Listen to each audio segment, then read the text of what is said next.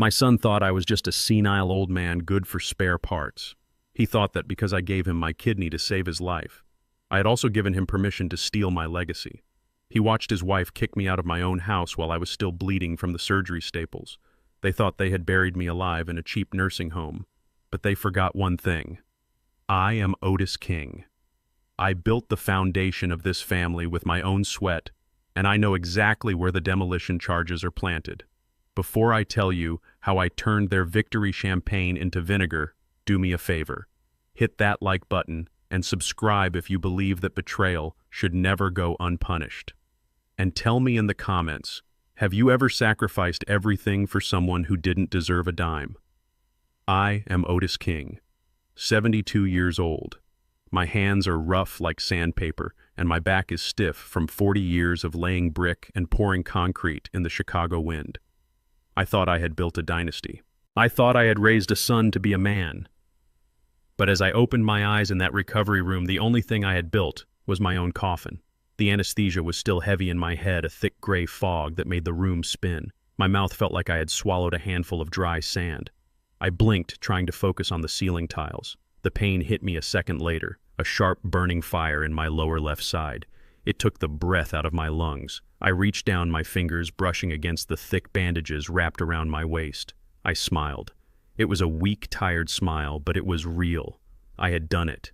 I had given Darnell a second chance. My boy was going to live. I turned my head, expecting to see him. I expected to see Darnell sitting in the chair next to the bed, or maybe standing there with that goofy grin he used to have when I taught him how to fish. I wanted to hear him say, "Thanks, Pop." I wanted to hear him say, "We made it." But the chair was empty. Instead, the heavy door pushed open. The click-clack of expensive high heels echoed on the linoleum floor. It was a sound I knew well.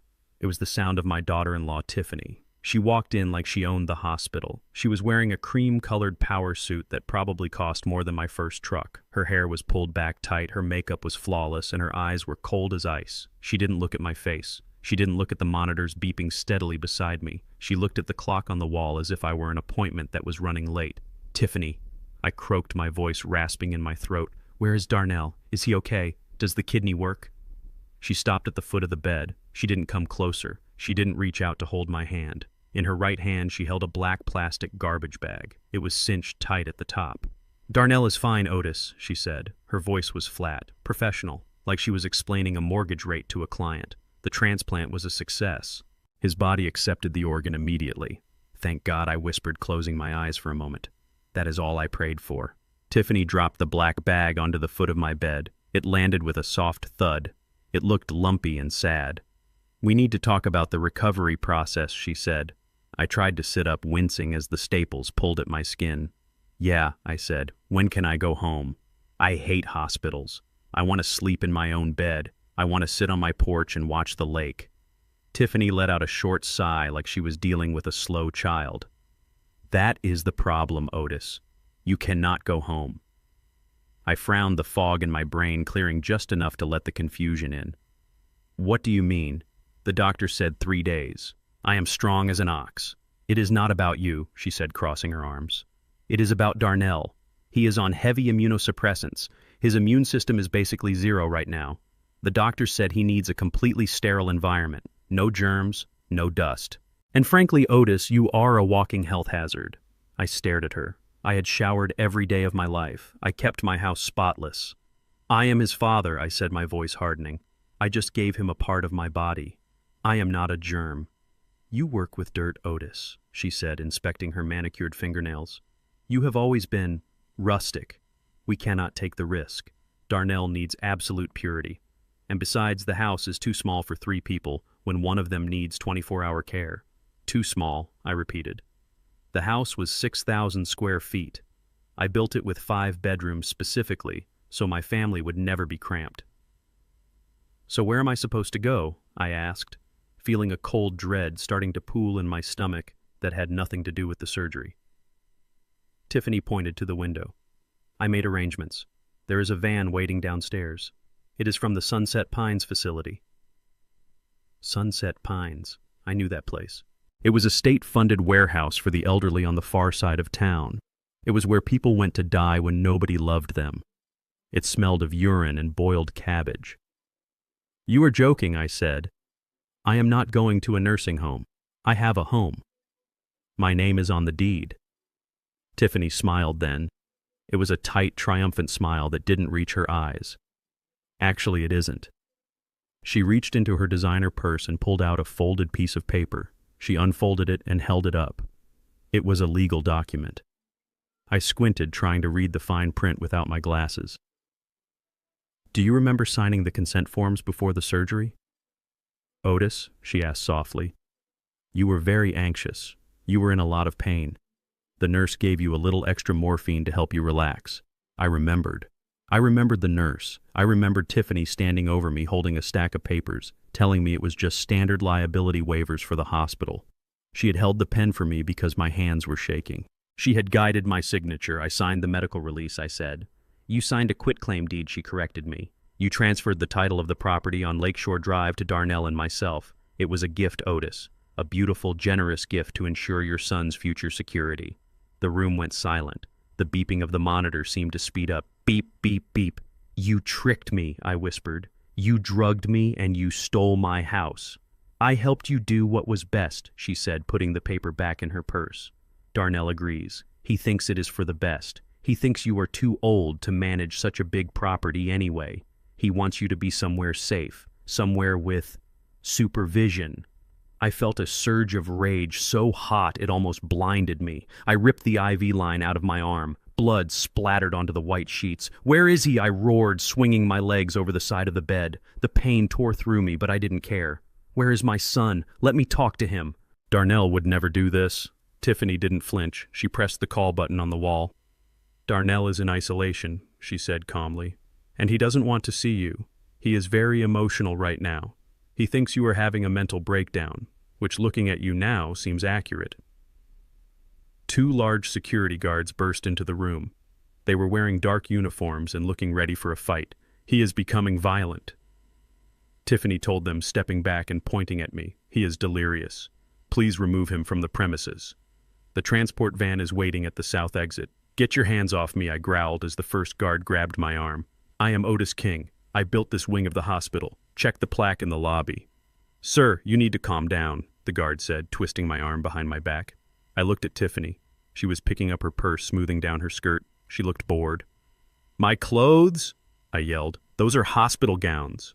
She pointed to the black trash bag on the bed. "I packed your things," she said. "I picked out some comfortable sweatpants. You won't need suits where you are going." The guards dragged me toward the door. My bare feet dragged on the cold floor. I fought them. I wasn't going to let them take me without a fight. But I was 72 years old and I was missing an organ. My strength was gone. "Tiffany," I shouted, looking back at her. "You listen to me. You think you won. You think you took my house." She looked at me one last time before the guards shoved me into the hallway. "Goodbye, Otis," she said. "Try to enjoy retirement."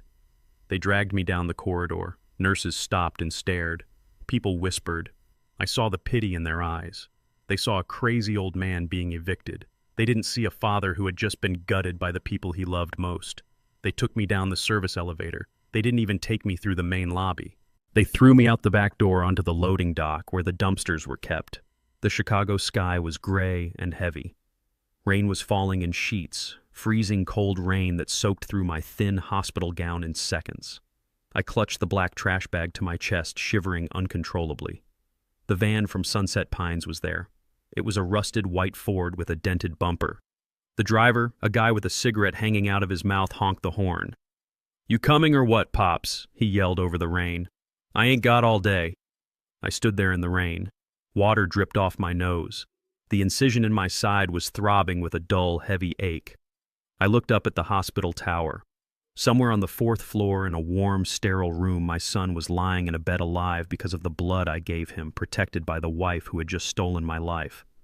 I looked at the trash bag in my hands. This was it. 40 years of hard labor. 40 years of sacrifice. Reduced to a bag of old clothes and a ride in a rusted van.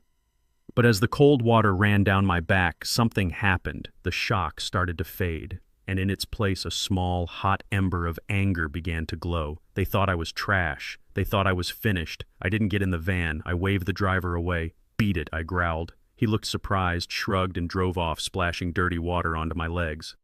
I stood alone in the alley. I was bleeding. I was homeless. I was broke. But I wasn't dead. Tiffany had made one mistake. She had left me with the one thing she couldn't steal: my mind. And as I started to limp toward the street, leaning against the brick wall for support, I made a promise to the gray sky. I was going to get it back, all of it. And I wasn't going to use a lawyer. I wasn't going to use a gun. I was going to use the very ground they stood on. I turned my collar up against the wind and started walking. It was a long walk to the south side, but I had walked it before. I was Otis King, and the king was coming for his throne. I walked for 3 miles in the freezing Chicago rain. My side was burning like someone had left a lit cigar inside my incision, but I did not stop moving. I couldn't stop. If I stopped, the cold would get into my bones and I might never get up again. I was Otis King. I was not going to die on a sidewalk like a stray dog. I made my way to the Palmer House Hilton. It was a place I had done business for 30 years. I had shaken hands with mayors in the lobby. I had celebrated million-dollar contracts in the bar. The doorman looked at my wet sweatpants and the black trash bag in my hand and stepped in front of the revolving door. "Can I help you, sir?" he asked, his voice tight with suspicion. "It is me," I said, pushing my wet hair out of my eyes. "It is Otis King.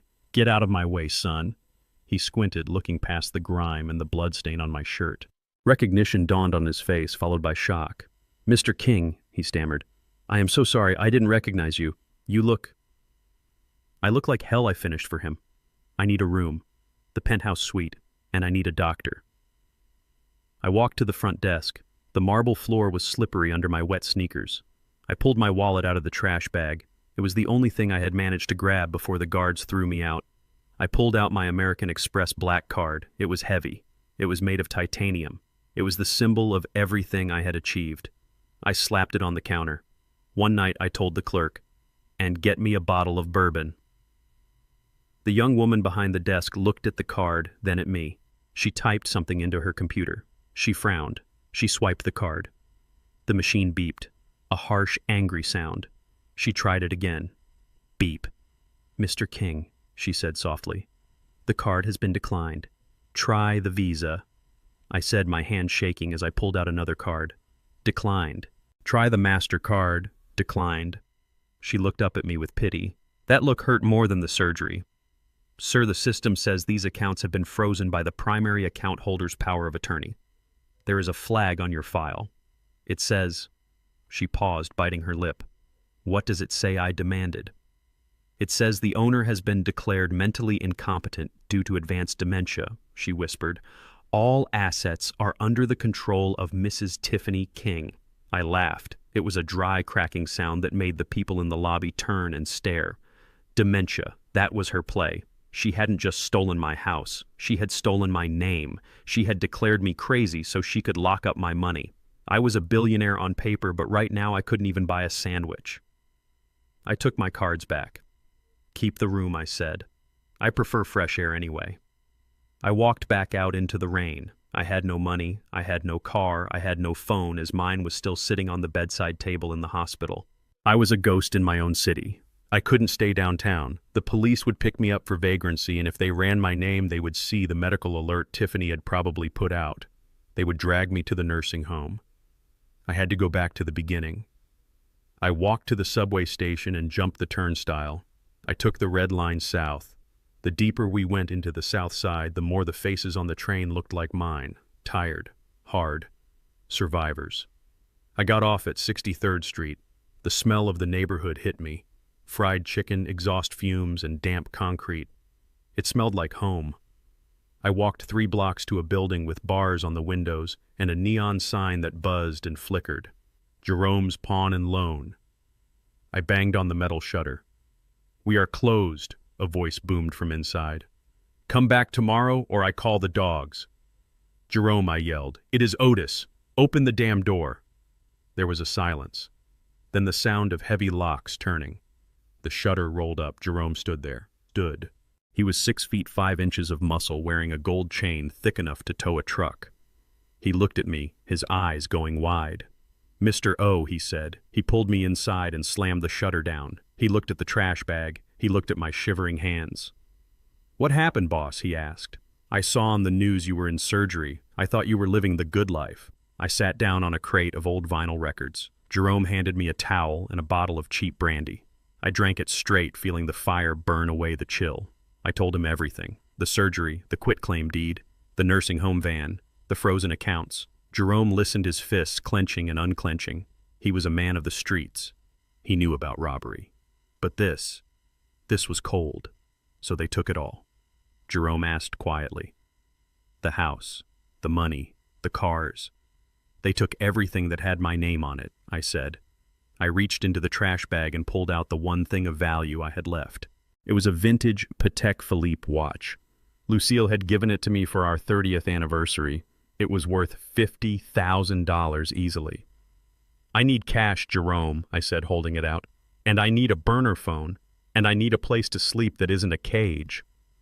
Jerome pushed the watch back to me. "Keep your watch, Mr. O," he said. "You paid for my mother's funeral when nobody else would help me.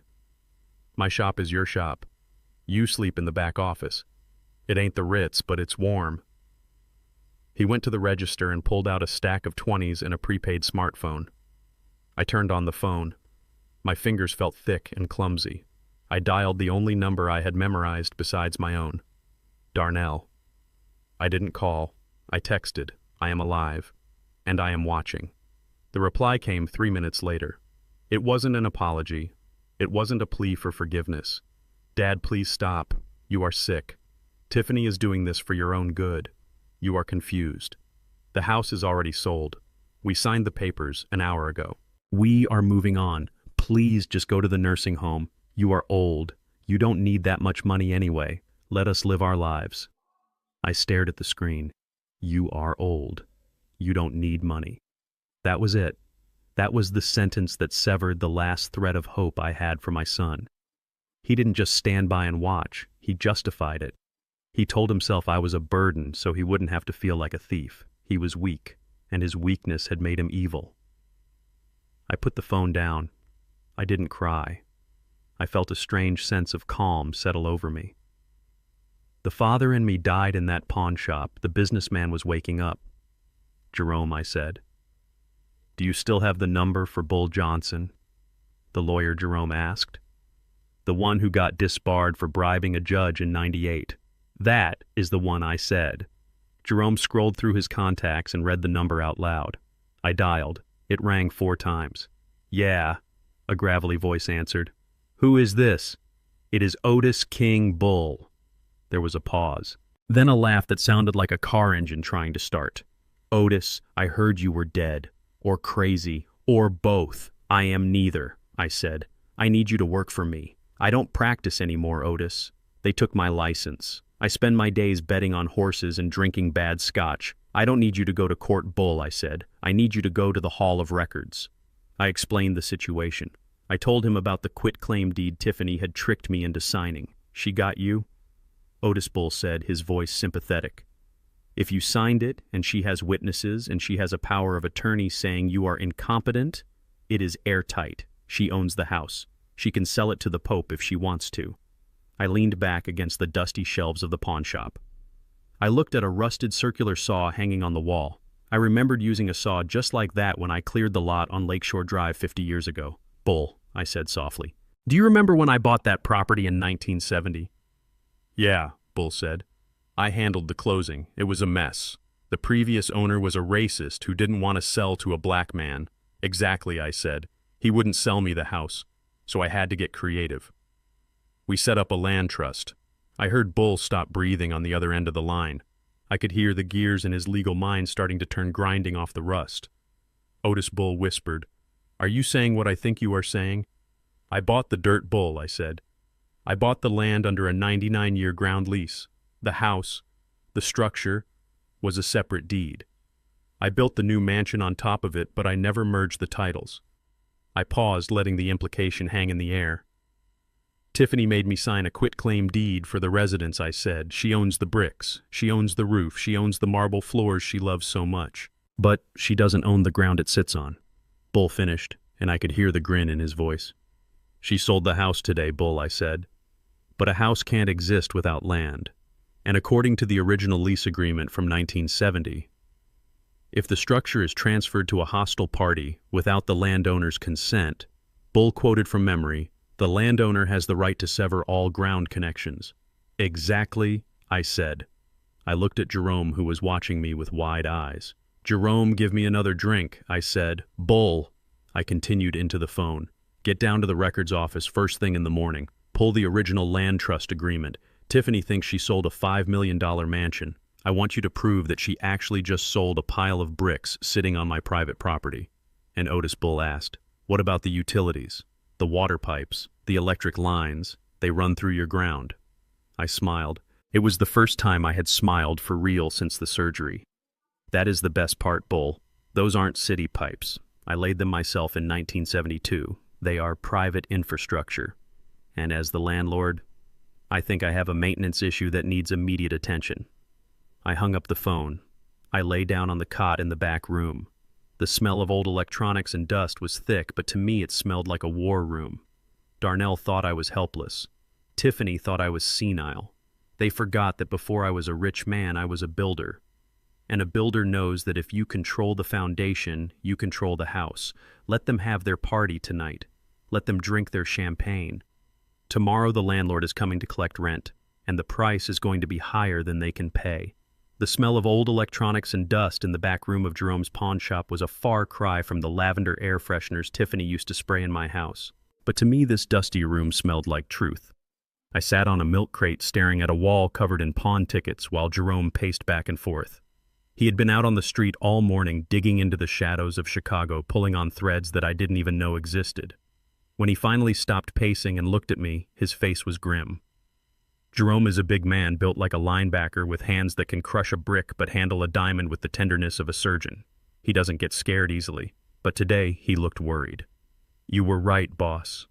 Jerome said, his voice low and heavy. It wasn't just greed, it was desperation. They are drowning, Mr. Otis. They are underwater so deep they can't even see the surface. Tell me, I said, leaning forward on my cane.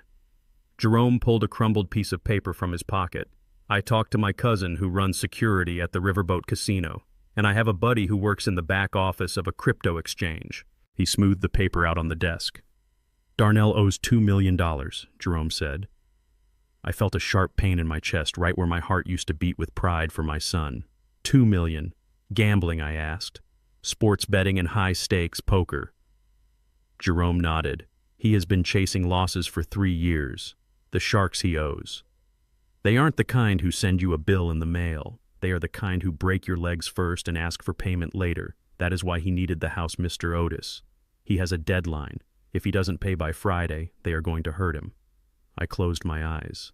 My son wasn't just weak. He was in danger. And Tiffany? I asked. What is her excuse? Jerome let out a dry laugh. She is worse. She thinks she is the Wolf of Wall Street. She leveraged everything she had, including money she stole from your business accounts, to buy into some new cryptocurrency. It was a Ponzi scheme, boss. The whole thing collapsed last week. She lost $3 million overnight. I did the math in my head. $2 million for the mob, $3 million for the fake coins, $5 million. That is exactly what the house is listed for, I whispered. They aren't selling the house to get rich, Jerome said. They are selling it to stay alive. They need $5 million cash, and they need it today. Just then my burner phone buzzed. Jerome had set up a remote link to the security cameras at my house. Tiffany thought she had locked me out, but she forgot that I was the one who installed the system. I had the master code. I looked at the small screen. There was a black limousine pulling up to my driveway. A man in a sharp gray suit stepped out. He looked like money. He walked with the confidence of a man who buys skyscrapers for breakfast. That is the buyer, Jerome said, looking over my shoulder. That is Marcus Sterling. He is a developer from New York. He pays cash, and he doesn't like to wait. I watched on the screen as Tiffany greeted him at the door. She was wearing her best realtor smile, but I could see the tension in her neck. She was desperate. If this man wrote a check today, she could pay off the debts. She could save Darnell's legs. She could hide her theft. She could win. I watched them walk through the foyer. I saw Sterling nodding. He liked the marble floors. He liked the high ceilings. He liked the empire I had built. Tiffany was talking fast, pointing at the crown molding, probably telling him about the imported Italian stone. She was selling him a dream, but she was selling him a lie. I put the phone down on the desk. "Jerome," I said, "hand me the laptop." Jerome slid the battered computer over to me. I opened it up. The screen glowed in the dim room. I didn't need to go to the house. I didn't need to make a scene. I just needed to send one email. I opened a new message. In the recipient line, I typed the email address of Marcus Sterling's brokerage firm. I had found it online in 5 minutes. Subject: urgent, title defect. 1500 Lakeshore Drive. I didn't write a long letter. I didn't rant about my ungrateful son. Businessmen like Sterling don't care about family drama. They care about liability. They care about risk. I attached a single PDF file. It was a scan of a document I had kept in my safe deposit box for 50 years, the 1970 underground zoning map and ground lease agreement. I typed a short message. "Dear Mr. Sterling, before you purchase the structure at 1500 Lakeshore Drive, you should be aware that the land beneath it is owned by a separate entity.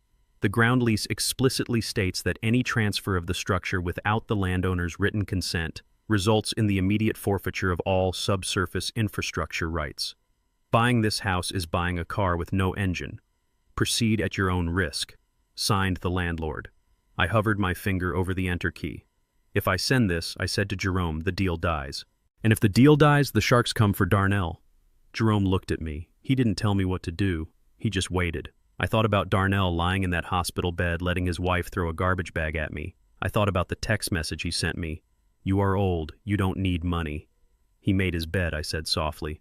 "Now he has to sleep in it." I pressed send. Whoosh! The email was gone. I picked up the phone again and watched the camera feed. 5 minutes passed. Tiffany was showing Sterling the library. She was laughing at something he said. They were shaking hands. It looked like a done deal.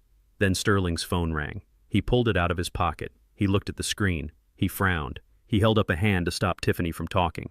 He listened for a moment. Then he looked at Tiffany. His face changed. The smile vanished. The warmth evaporated. He looked like a shark that had just smelled rotten meat. He said something to her. I couldn't hear the audio, but I could read his body language. He was angry. Tiffany looked confused. She shook her head. She waved her hands, trying to explain. Sterling didn't listen. He turned around and walked toward the front door. He walked fast. Tiffany ran after him. She grabbed his arm. He pulled away from her, violently brushing off his sleeve as if she were contagious. He marched out the door, got into his limousine, and slammed the door shut. The car drove away. Tiffany was left standing on the porch. She looked small. She looked terrified. She stood there for a long time, staring at the empty driveway, realizing that her $5 million lifeline had just been cut. My burner phone rang. It was her. I let it ring 3 times before I answered. "Hello, Tiffany," I said, my voice calm and steady. "You evil old bastard," she screamed. Her voice was so shrill it distorted the speaker. "What did you do? What did you send him?" "I sent him the truth," I said. He pulled the offer, she shrieked. "He said the title is toxic. He said he doesn't buy properties with ground lease disputes. Do you have any idea what you just done? We needed that money today." "I know," I said. "Jerome tells me the interest rates on sports betting debts are very high this time of year." There was a silence on the other end, a cold, terrified silence. "You know," she whispered. "I know everything, Tiffany. I know about the gambling. I know about the crypto. I know why you kicked me out. You didn't care about Darnell's health. You needed me gone so you could sell the house to cover your crimes. You have to fix this," she begged, her voice cracking. "Otis, please. These people, they will kill him. They will kill us. Call Sterling back. Tell him it was a joke. Sign the ground lease over to us. Please." I leaned back in my chair. "I am not signing anything," I said. "You are killing your own son," she sobbed. "No," I said. "I already gave him life twice.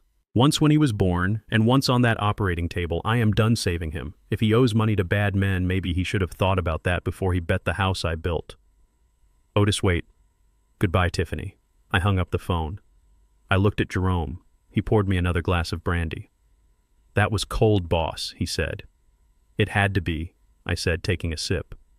The drink was warm, but inside I felt like ice. They wanted to play a grown-up game, Jerome. They wanted to steal a kingdom. Well, they just learned the first rule of being a king. "What is that?" Jerome asked. Never start a war with the man who controls the ground you stand on. I stood up. My side was hurting, but it was a good hurt. It was the pain of a fight. Get some rest, Jerome, I said. The deal is dead. But the war isn't over. Tomorrow she is going to try something desperate. And when she does, we are going to be ready. I walked into the back room and lay down on the cot. I closed my eyes, but I didn't sleep. I lay there listening to the sounds of the city, waiting for the next move. Tiffany was trapped. And a trapped animal is the most dangerous kind. But she didn't know that I had set traps she hadn't even seen yet. The house was just the beginning. The real lesson was just getting started. Bull Johnson's office smelled like expensive cigars and cheap ambition. It was tucked away on the second floor of a brownstone on Michigan Avenue that had survived 3 fires and 2 recessions. Bull was the kind of lawyer you did not find on billboards or TV commercials. If you were innocent, you hired a public defender. If you were guilty, or if you were planning to start a war, you hired Bull. He was 70 years old, shaped like a beer keg, and wore pinstripe suits that cost more than my first truck. We had come up together in the South Side. I built the houses and he kept the inspectors off my back. I sat in the leather chair across from his massive mahogany desk, wincing as the movement pulled at the stitches in my side. Bull was reading the papers I had brought him, the copies of the quitclaim deed Tiffany had tricked me into signing. He had his reading glasses perched on the end of his nose and a glass of scotch in his hand, even though it was only 10 in the morning. He read in silence for a long time. The only sound in the room was the ticking of the grandfather clock in the corner and the heavy rasp of my breathing. Finally, he took off his glasses and tossed the papers onto the desk. He did not look happy. "Otis, you want me to lie to you, or you want the truth?" he asked, his voice gravelly and deep. "I did not come here for fairy tales, Bull," I said. "Tell me." "It is airtight," he grumbled, leaning back in his chair. "That woman might be the devil, but she did her homework. The signature is yours. The witnesses are hospital staff who will testify you were conscious. The notary stamp is legit. Legally, the house, the structure, the bricks, and the mortar belongs to Tiffany and Darnell. If we try to fight this in probate court, we will be tied up for 3 years. She will drain the equity before we even get a hearing." I nodded slowly. I expected that. Tiffany was a shark. She would not have made a move unless she knew the water was safe. "Check the real estate listings, Bull," I said. He frowned but turned to his computer. He typed in my address. A few seconds later, he let out a low whistle. "Damn, Otis," he said. "She does not waste time. It is already up on Zillow, listed 3 hours ago. $5.2 million. Cash offers preferred for a quick close." I closed my eyes. $5 million. That was my life's work. That was 40 years of waking up at 4 in the morning. That was the sweat off my back and the ache in my bones. And she was trying to liquidate it in 24 hours to fund whatever Ponzi scheme she was caught up in. "She is desperate," I said. "She owes money. Bad money. She needs that cash before the sharks come for her." Just then, the burner phone I had bought at the pawn shop buzzed in my pocket.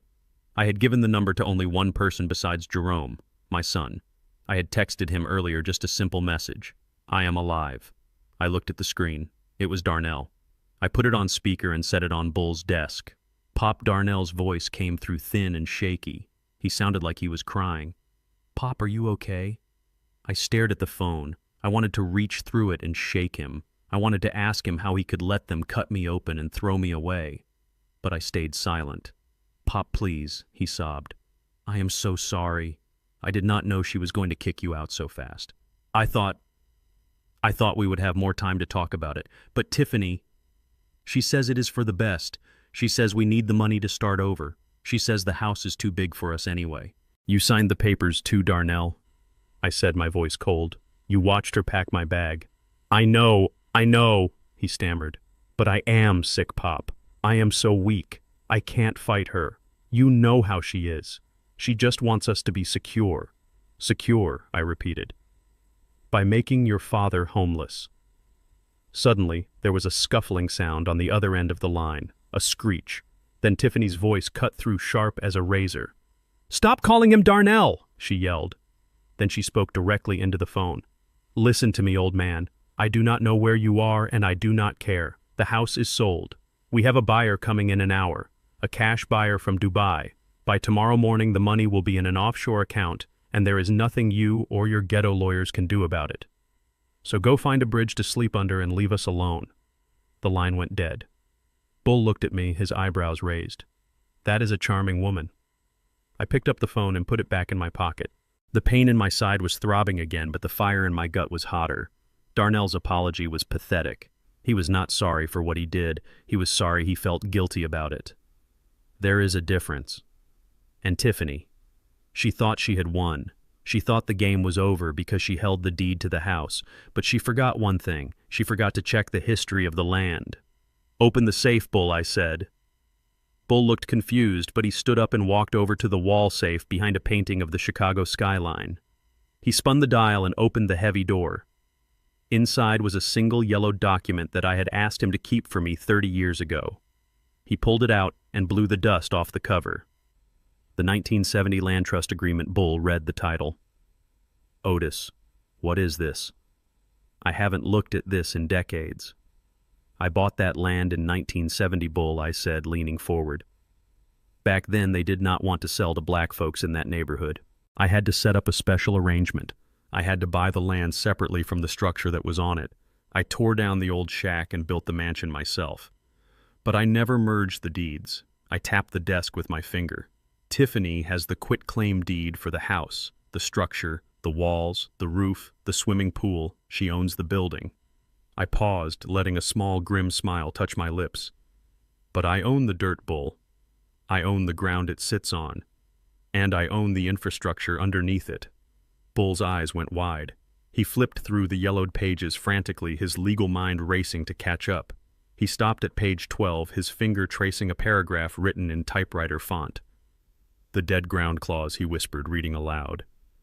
"In the event that the primary beneficiary of the land trust, that is you, Otis, does not reside within the primary structure, or if the structure is transferred to a hostile party without the consent of the trust, the landowner reserves the right to terminate all easements and access rights immediately."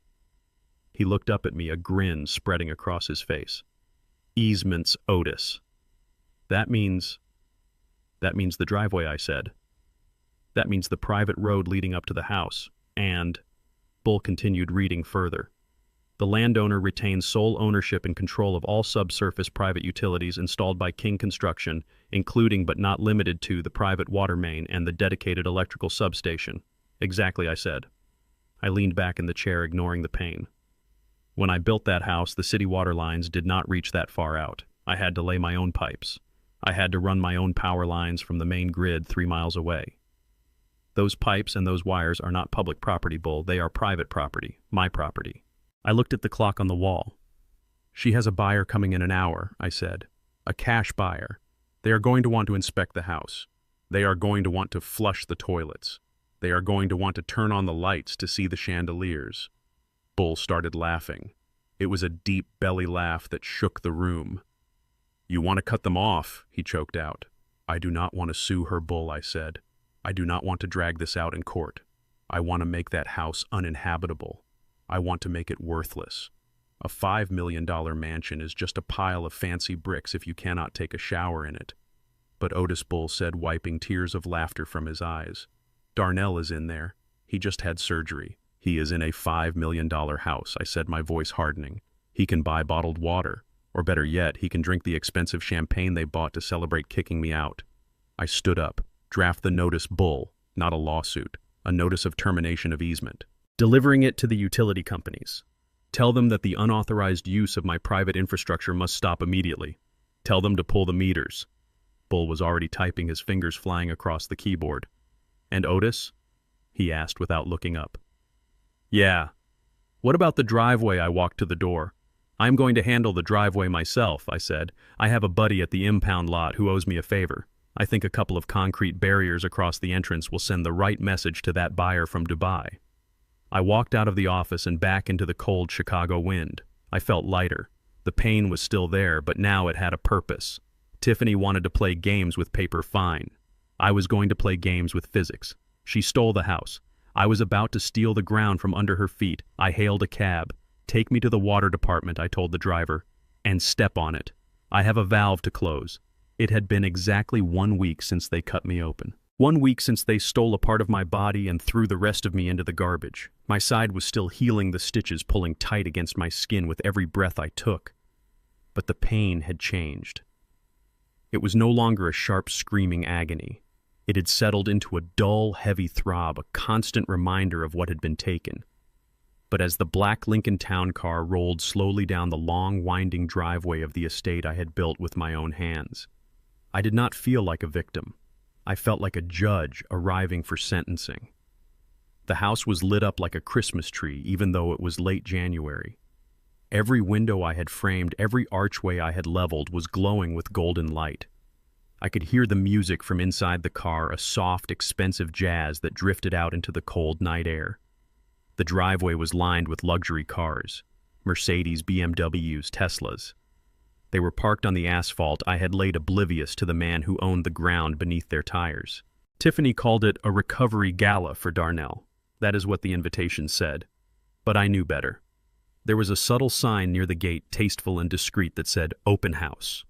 She was selling my life while pretending to celebrate my son's survival. I told Jerome to stop the car right at the front steps. I did not wait for him to open the door. I stepped out into the night. I was not wearing the stained sweatpants and the thin hospital jacket anymore. I was wearing my Sunday best, a three-piece black suit tailored in Italian wool, a crisp white shirt, and a silk tie that cost more than Tiffany's soul. I had my fedora pulled low, and I leaned on a cane, not because I needed it, but because it made me look like exactly what I was. A patriarch, a boss. The valet, a young kid in a red vest, looked confused. He didn't know whether to ask for my keys or ask me to leave. I ignored him and walked up the stone steps. The front door was open. The heat from inside spilled out, carrying the smell of expensive perfume and catering. I walked in. The foyer was packed. There were at least 50 people, mostly white, mostly wealthy, holding flutes of champagne and laughing that polite, hollow laugh that rich folks use when they are bored. They were admiring the crown molding I had installed. They were complimenting the marble floors I had selected, slab by slab. In the center of the room, near the grand staircase, stood Darnell and Tiffany. Darnell was sitting in a wheelchair, looking pale and weak, playing the part of the tragic survivor perfectly. He was wrapped in a cashmere blanket, accepting sympathies like they were donations. Tiffany stood beside him, her hand on his shoulder, looking radiant and victorious in a shimmering silver dress. She was talking to a couple who looked like they owned a bank, gesturing grandly toward the high ceilings. I tapped my cane on the marble floor. Once. Twice. The sound was sharp like a gavel hitting a bench. The conversation near the door died down. People turned to look. The silence spread through the room like a wave rippling outward until the jazz music was the only thing left. Tiffany turned her head. Her smile froze. Her eyes went wide, not with fear, but with a flash of pure, unadulterated annoyance.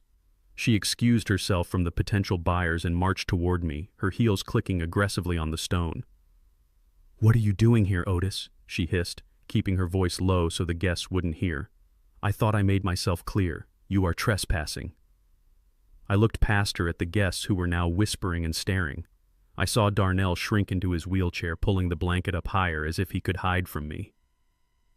"I am not trespassing, Tiffany," I said, my voice projecting just enough to be heard by the room. "I am just checking on my investment."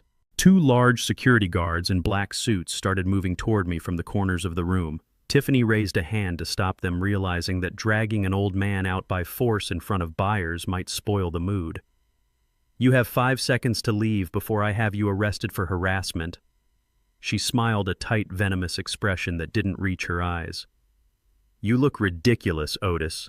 Did you steal that suit? You think playing dress-up changes the fact that you are homeless?" I reached into the inside pocket of my jacket. The security guards tensed, probably thinking I was reaching for a weapon. Tiffany flinched. "I did not bring a weapon," I said calmly. "I brought a bill." I pulled out a thick, cream-colored envelope. It wasn't wrinkled, it wasn't dirty, it was sealed with red wax. I held it out not to Tiffany but to Darnell. I walked past her. She was too stunned to stop me. I walked right up to my son. He looked up at me, his eyes full of terror and guilt. He looked at the kidney area of my suit, then at my face. "Pop," he whispered. "Please don't cause a scene." "I am not here to fight, son," I said gently. "I just wanted to give you this. It is the invoice for the kidney rental." A few guests chuckled nervously, thinking it was a joke. Darnell's hands shook as he took the envelope. "Open it," I said. He tore the seal. He pulled out the papers. They were not an invoice. They were photographs. High-resolution photographs taken by a private investigator I had hired 6 months ago, back when I first suspected Darnell was not just sick, but secretive. The first photo was of Darnell in a hotel lobby in Atlanta. He wasn't in a wheelchair then. He was standing laughing with his arm around a young woman, a very young woman. The second photo was of that same woman holding a baby boy who had Darnell's eyes and Darnell's chin. The third document was a copy of a birth certificate. The father's name was listed clearly, Darnell King. Darnell went white. He dropped the photos on his lap. He couldn't breathe. He looked at Tiffany, then at me, then at the floor.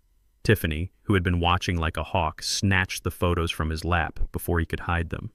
She looked at the woman. She looked at the baby. She looked at the birth certificate. The room held its breath. Everyone knew Tiffany's brand. She was the pious, church-going wife.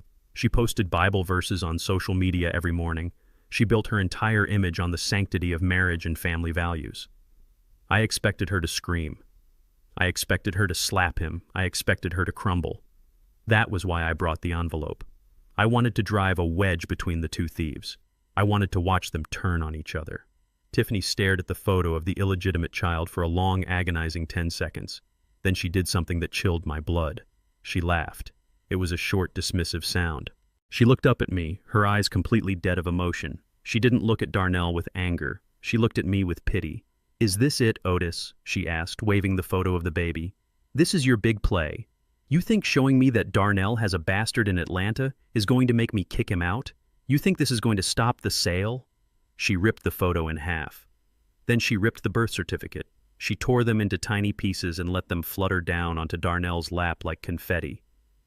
"You are so old-fashioned," she sneered, stepping closer to me so only I could hear.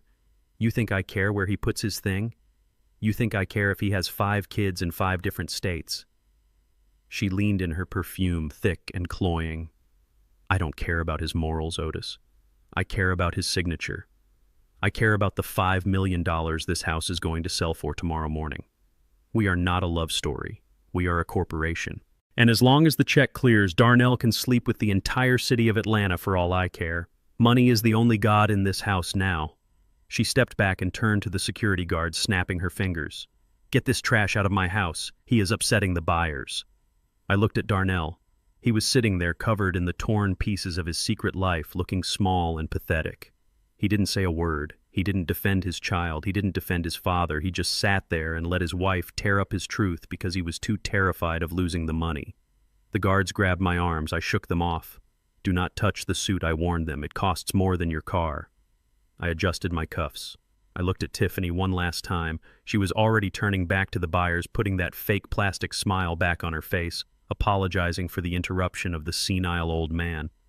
"You are right, Tiffany," I said, raising my voice so it carried to the rafters. "Money is powerful. It buys houses. It buys silence. It even buys kidneys." I tapped my cane on the floor again. "But money cannot buy water," I said. Tiffany frowned, looking over her shoulder. "What are you talking about?" "Enjoy the champagne," I said, tipping my hat. "Drink as much as you can. It might be the last wet thing you touch in this house." I turned and walked out. The heavy oak doors closed behind me, shutting in the noise, the light, and the rot. I walked down the steps to the waiting Lincoln. The cold air felt clean against my face. Tiffany thought she had won because she had no shame. She thought that because she didn't care about adultery, she was invincible. She thought the only thing that mattered was the deed to the house. I got into the car and looked at the glowing mansion one last time. "Drive," I told Jerome. "Take me to the water main access point on 43rd Street. Jerome put the car in gear. "You sure about this, Mr. King? It is going to cause a hell of a mess." I looked at the torn pieces of paper in my mind, the image of my son cowering under a blanket. "They are thirsty for money, Jerome," I said, watching the house disappear in the rearview mirror. "Let's see how they like being thirsty for everything else." I sat back in the leather seat. The party was just getting started inside, but outside in the dark under the frozen ground, the real party was about to begin. And I was the one controlling the tap. The sun came up over Chicago like a bruised eye, purple and swollen. It was a cold morning, the kind that freezes the breath in your lungs, but for the first time in days, I felt warm. I was sitting on a folding chair at the edge of Jackson Park Lagoon, a fishing rod in my hand, watching the gray water ripple in the wind. I wasn't really fishing. I didn't have any bait on the hook. I was just waiting. I was waiting for the phone to ring. I was waiting for the scream. 5 miles away in the mansion I built the show was about to begin. I knew Tiffany's schedule better than she knew it herself. 9 in the morning. That was when the cash buyer from Dubai was coming back for the final walkthrough. Tiffany would have the house staged to perfection. Fresh flowers in the foyer, the fireplace crackling, the smell of brewing coffee and vanilla candles masking the rot of her soul.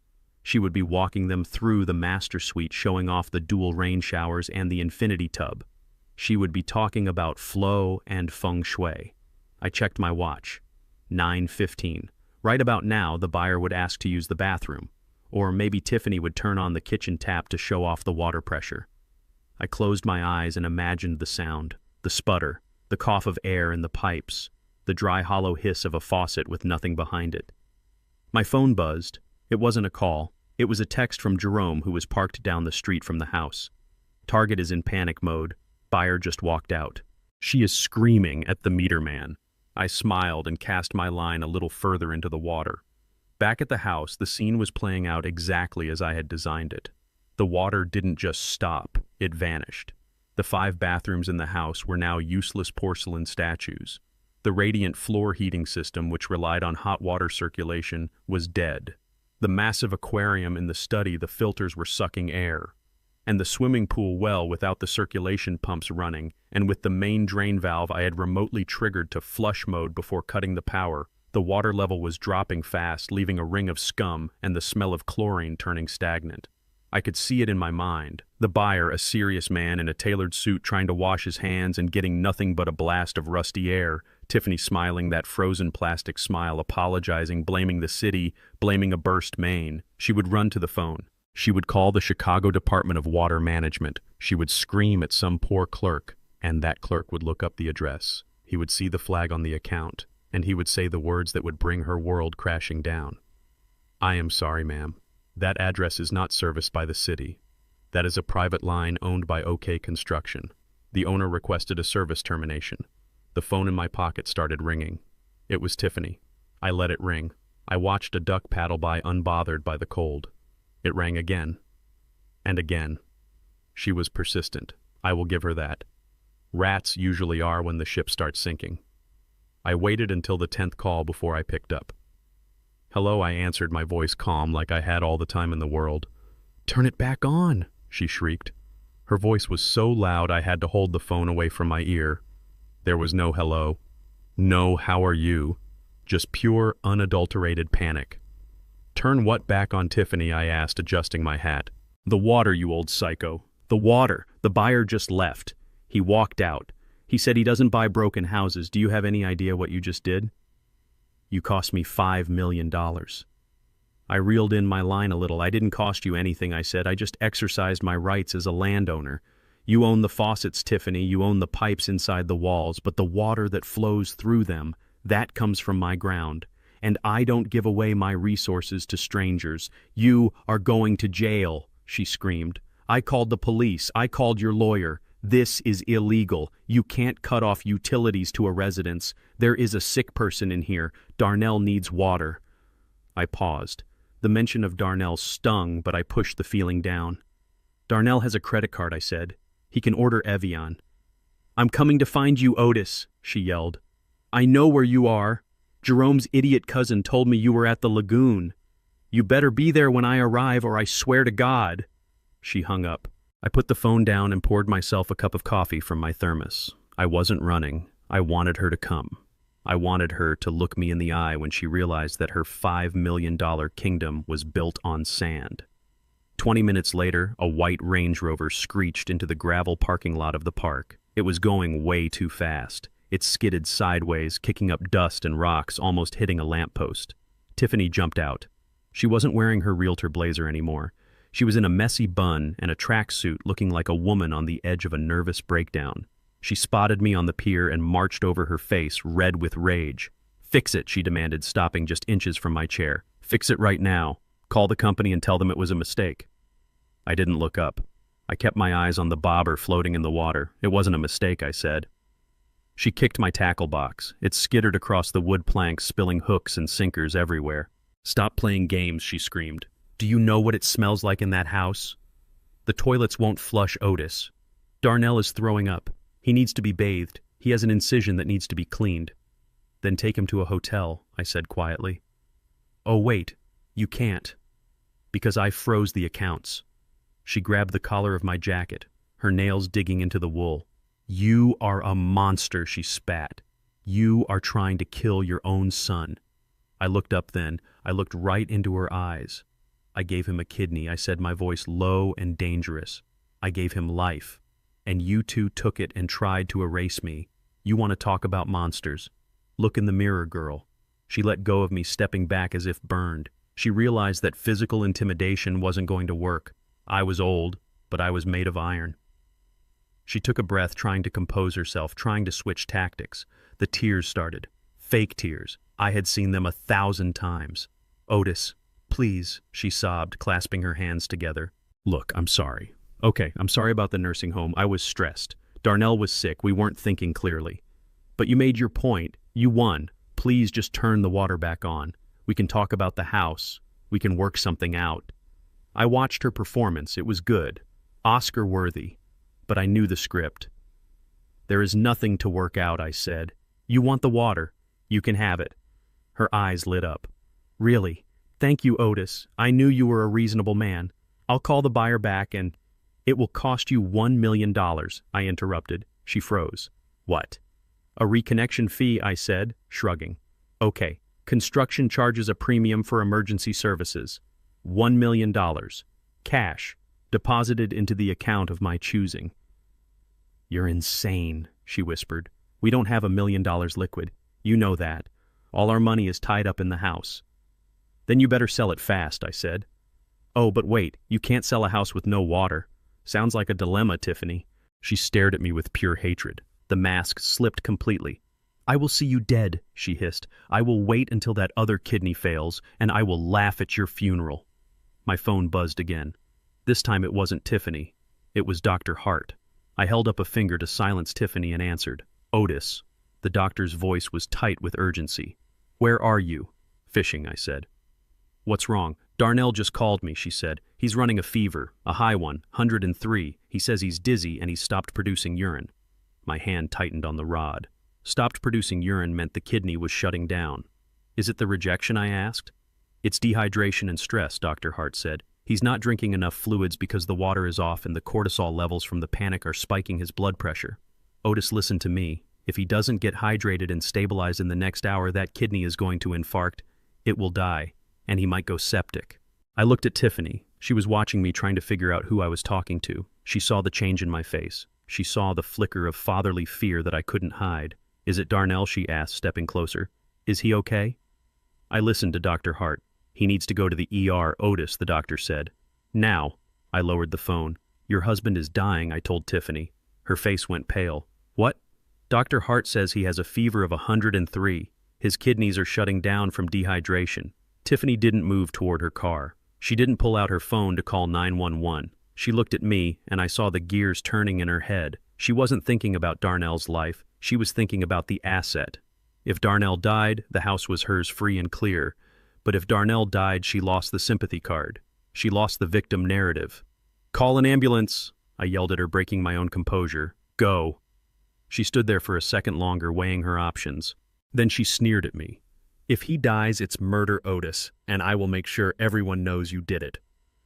She spun around and ran back to the Range Rover. She peeled out of the lot, leaving a cloud of dust that settled on my coat.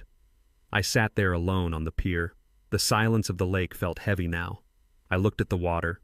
I had turned it off to teach them a lesson. I had turned it off to save my dignity.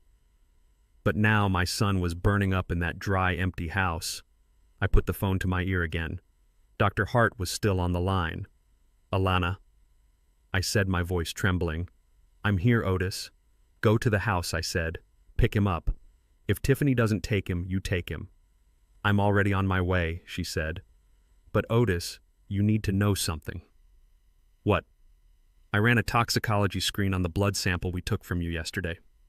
The arsenic levels are dropping. You're getting better.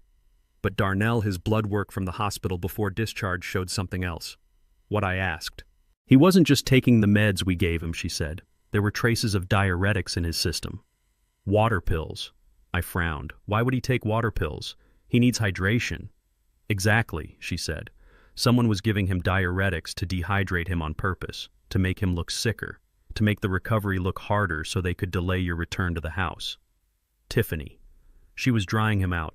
She was killing him not just by cutting the water, but by chemically draining him. She was risking my kidney, just to keep up the charade. Get him out of there, Alana, I commanded. Break the door down if you have to. I hung up. I reeled in my line. The hook was empty, but I had caught something much bigger than a fish. I had caught the truth. Tiffany wasn't just a thief. She was a black widow. And she was spinning a web that was about to strangle my son. I stood up, ignoring the pain in my side. The fishing trip was over. It was time to go hunting.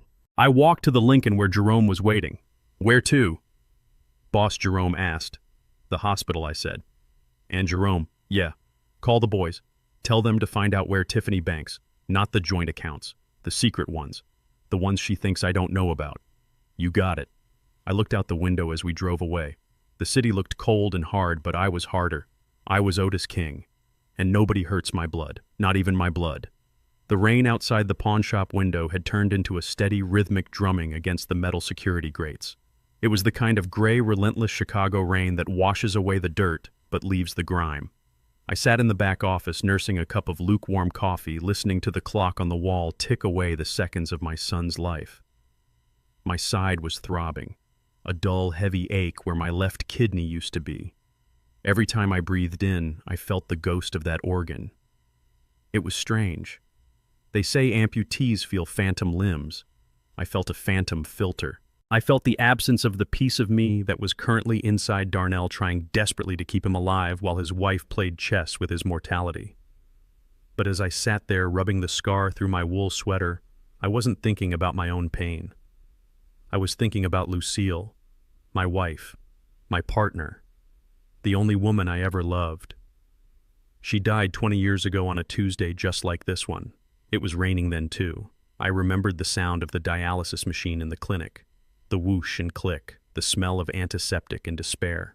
Lucille had been sick for 3 years. Her kidneys had failed slowly, a genetic curse that she fought with a smile that never quite reached her tired eyes.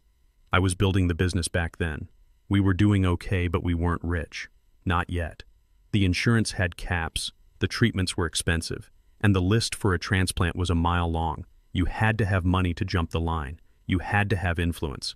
I had neither. I was just a contractor with dirt under his fingernails and a dream of building a castle for his queen. I failed her. That is what I told myself every night for 2 decades. I failed to make the money fast enough. I failed to buy her the best doctors. I watched her fade away, turning gray and small in a hospital bed until her heart just gave out from the strain. That failure was the fuel that built OK Construction. After she died, I became a machine. I worked 18-hour days, I took risks, I crushed competitors, I built skyscrapers and mansions because I was terrified of ever being poor again. I hoarded money like a dragon because I believed that money was life. If I had been rich back then, Lucille would still be here. That was my gospel. My burner phone rang, shattering the memory. It was Darnell. I stared at the screen. I didn't want to answer. I knew what was coming. But the father in me, the part that Lucille had nurtured, couldn't ignore it. I swiped answer. Hello, Darnell. Pop. His voice was a wreck. It was wet and gargling, panicked and weak. Pop, I can't stand up. I tried to walk to the bathroom and I fell. I'm lying on the floor. It hurts, Pop. My back hurts so bad. I gripped the phone tight. Did Tiffany call the ambulance? I asked calmly. No, he sobbed. She said if we leave, we lose the house. She said if the paramedics come, the sale is over. She is trying to find a private doctor who will come here. But nobody is answering. Pop, please, turn the water on. I'm so thirsty. My tongue feels like sandpaper. Call 911, Darnell, I said. Don't listen to her. Save yourself. Then his voice changed. The fear turned into something ugly, something spiteful. Why are you doing this to me? He hissed. You are just like you were with Mom. I froze. What did you say? You heard me, he spat, his voice rising with hysterical energy. You let Mom die because you were too cheap to pay for the private clinic. You let her rot in that county hospital because you wanted to save your precious money for your business. And now you are doing it to me. The air in the room seemed to vanish. I couldn't breathe. You don't know what you are talking about, I whispered. I know everything, he screamed. Mom died because you were a failure, and now you are killing me because you are a jealous, bitter old man. I hate you. I hope you die alone. You killed her. You killed her.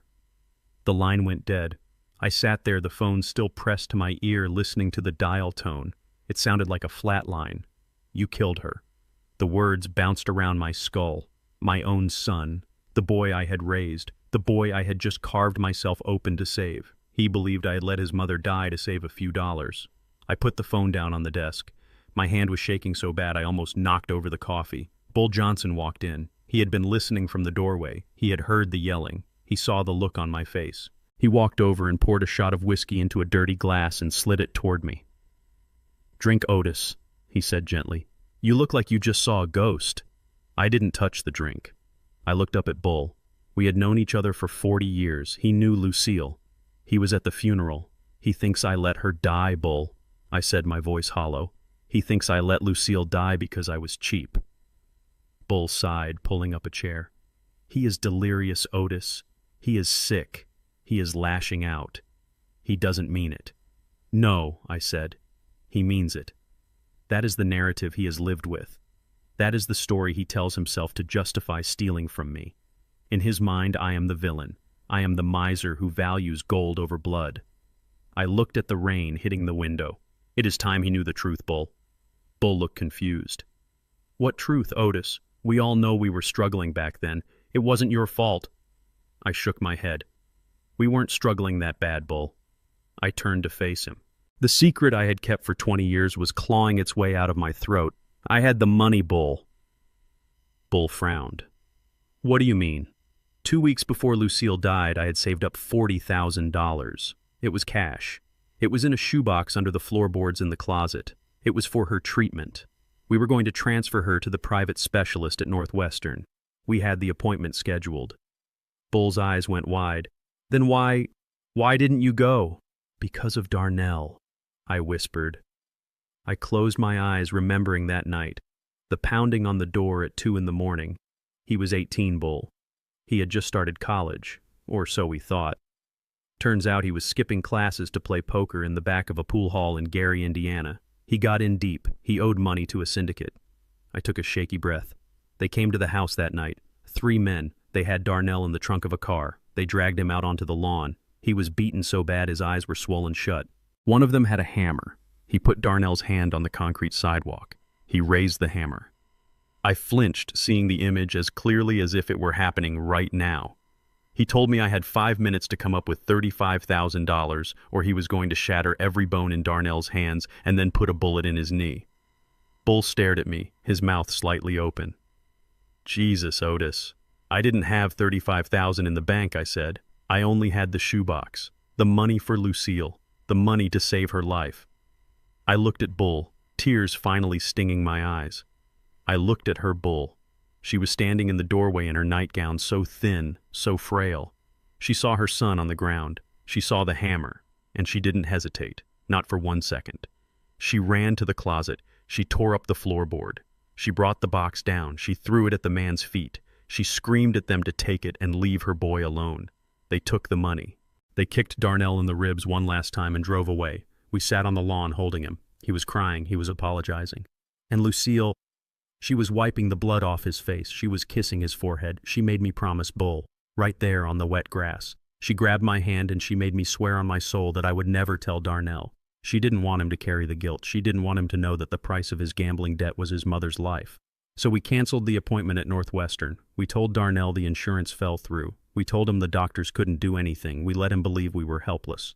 Lucille died 10 days later. She died so he could keep his hands. She died so he could have a future. I picked up the whiskey glass and drank it in one swallow. It burned, but not as much as the memory. "I kept that promise for 20 years, I said quietly. I let him think I was a failure.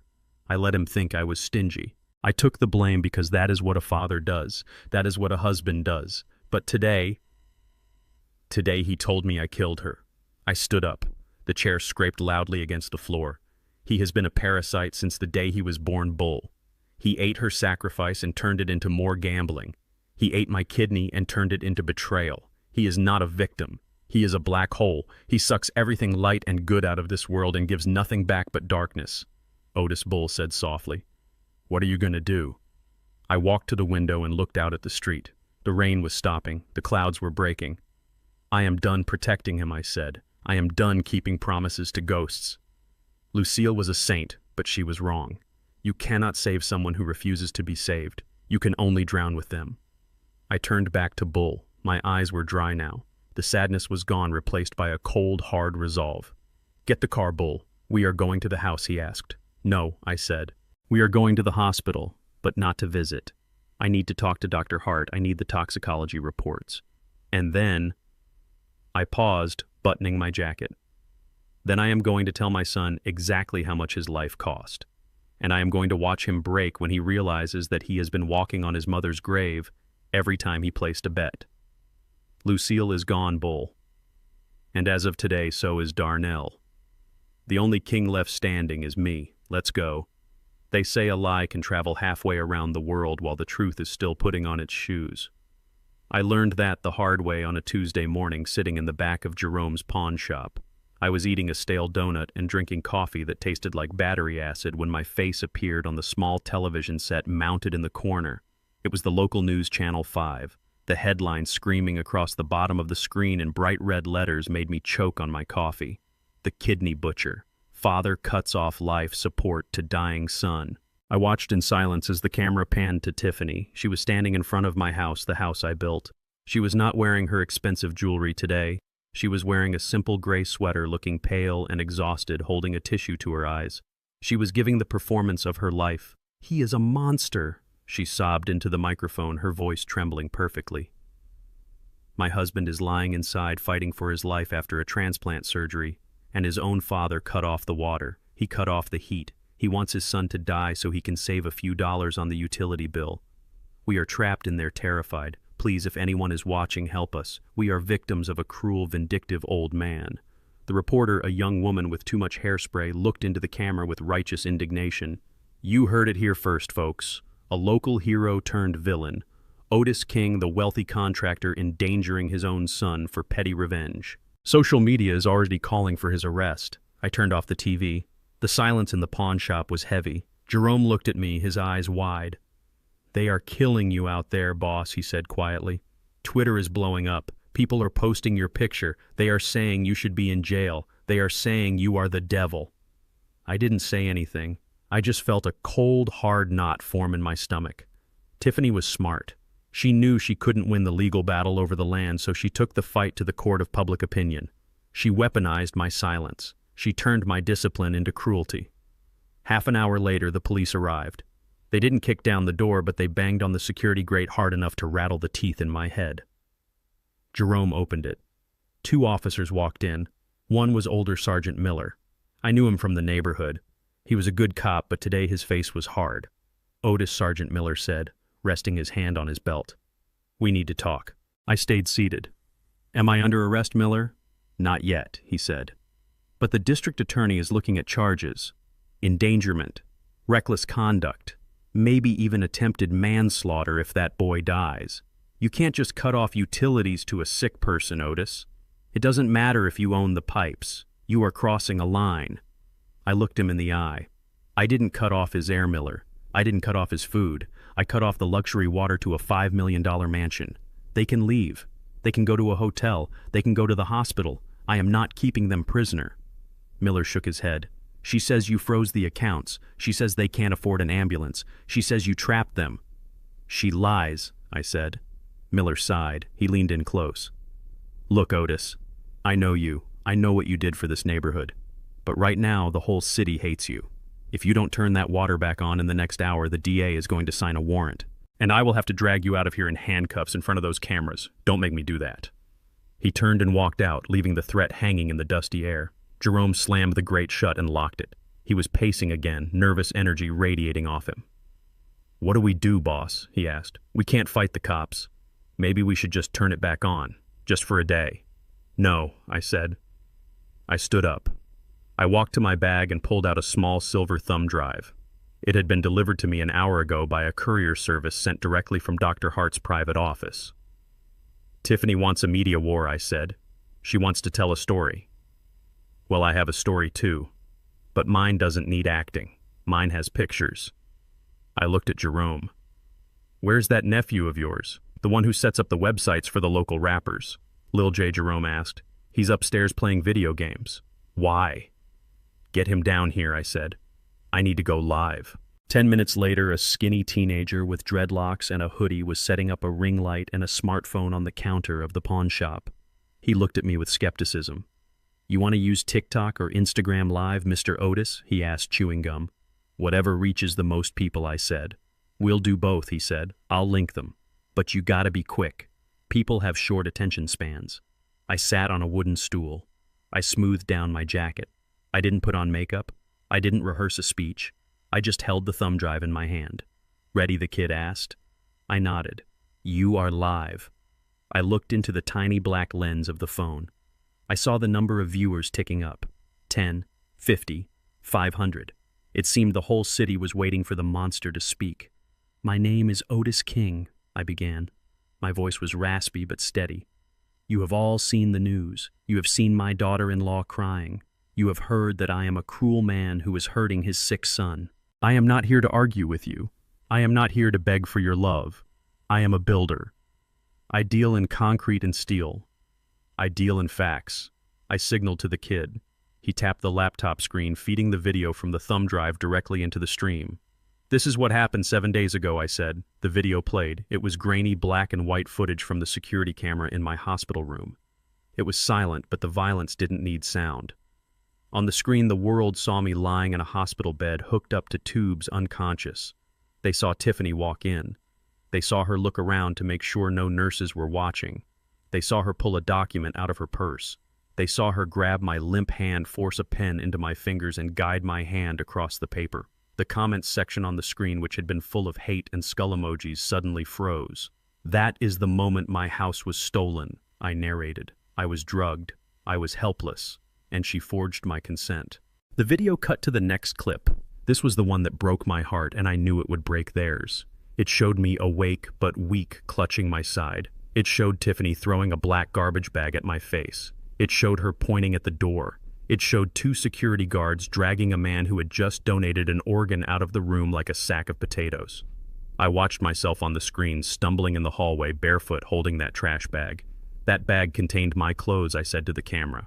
That was all she let me take. After 40 years of work, after giving her husband my kidney, she threw me into the rain. The kid signaled to me. The viewer count had jumped to 50,000. I looked back at the lens. She says I cut off the water because I am cheap. No, I cut off the water because that house is a crime scene. She says she can't afford an ambulance. That is a lie. She has $3 million in offshore accounts that she stole from my company. She isn't trapping my son in that house because she is broke. She is trapping him there because she needs him to look sick for the cameras. I leaned in close. I am 72 years old. I am living in the back of a pawn shop. I sleep on a cot, but I sleep with a clean conscience. Tiffany King. If you are watching this, stop acting. Stop lying. Take my son to the hospital. The water stays off until you leave my land. I nodded to the kid. He cut the feed. The room was silent. Jerome was staring at his phone, scrolling frantically. Boss, he whispered. Look at this. He turned the screen toward me. It was the comments section. It was moving so fast it was a blur. OMG, I feel so bad for judging him. Did you see her throw that bag? She is a demon. Arrest her. That is elder abuse. Team Otis. Burn that house down. The tide had turned. It wasn't a ripple. It was a tsunami. Within an hour, the news vans were leaving the front of my mansion and heading toward the pawn shop. But they weren't coming to attack me anymore. They were coming for the hero shot. Jerome's cousin texted from the house again. It is chaos over here. People are throwing eggs at the gate. Someone spray-painted kidney thief on the brick wall. And the best part, Jerome said, grinning like a shark. The real estate listing. It just got updated. He showed me the Zillow page. The price had dropped. Not by a little. By a lot. Price cut $2 million. Nobody wants to buy a house that is famous for being stolen, I said, pouring myself a fresh cup of coffee. The brand is toxic. She can't sell it now.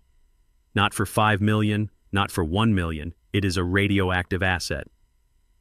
I sat back. I felt tired. It is exhausting to fight for your dignity. But it felt good to know that the truth, once it finally put its shoes on, could still run fast enough to catch a liar. But the victory wasn't complete. The internet loving me didn't save Darnell. He was still in that house and he was still dying. The phone rang. It was Sergeant Miller. I thought you were coming to arrest me, Miller, I said. Miller sounded different this time. Respectful, apologetic. I saw the video, Otis. Jesus. I had no idea. Now you know, I said. The DA is dropping the endangerment investigation against you, Miller said. And Otis, we are opening a fraud file on her, but we need you to do something for us. What? We can't go in there without a warrant or a medical emergency. If you want us to save your son, you need to authorize entry. As the owner of the land. I stood up. I grabbed my hat. I authorize it, I said. In fact, I will lead the way. I looked at Jerome. Get the car. We are going home. And this time we aren't knocking. Desperation has a distinct smell. It smells like sour sweat mixed with expensive perfume. It smells like fear trying to disguise itself as confidence. I was sitting in the back of a black van parked 2 blocks away from an old warehouse in the industrial district watching a video feed on a tablet, and I could practically smell Tiffany through the screen. She was walking into a trap that had been set 20 years ago, not by me, but by the loyalty I had built with the men on these streets. Tiffany thought she was entering the criminal underworld to save herself.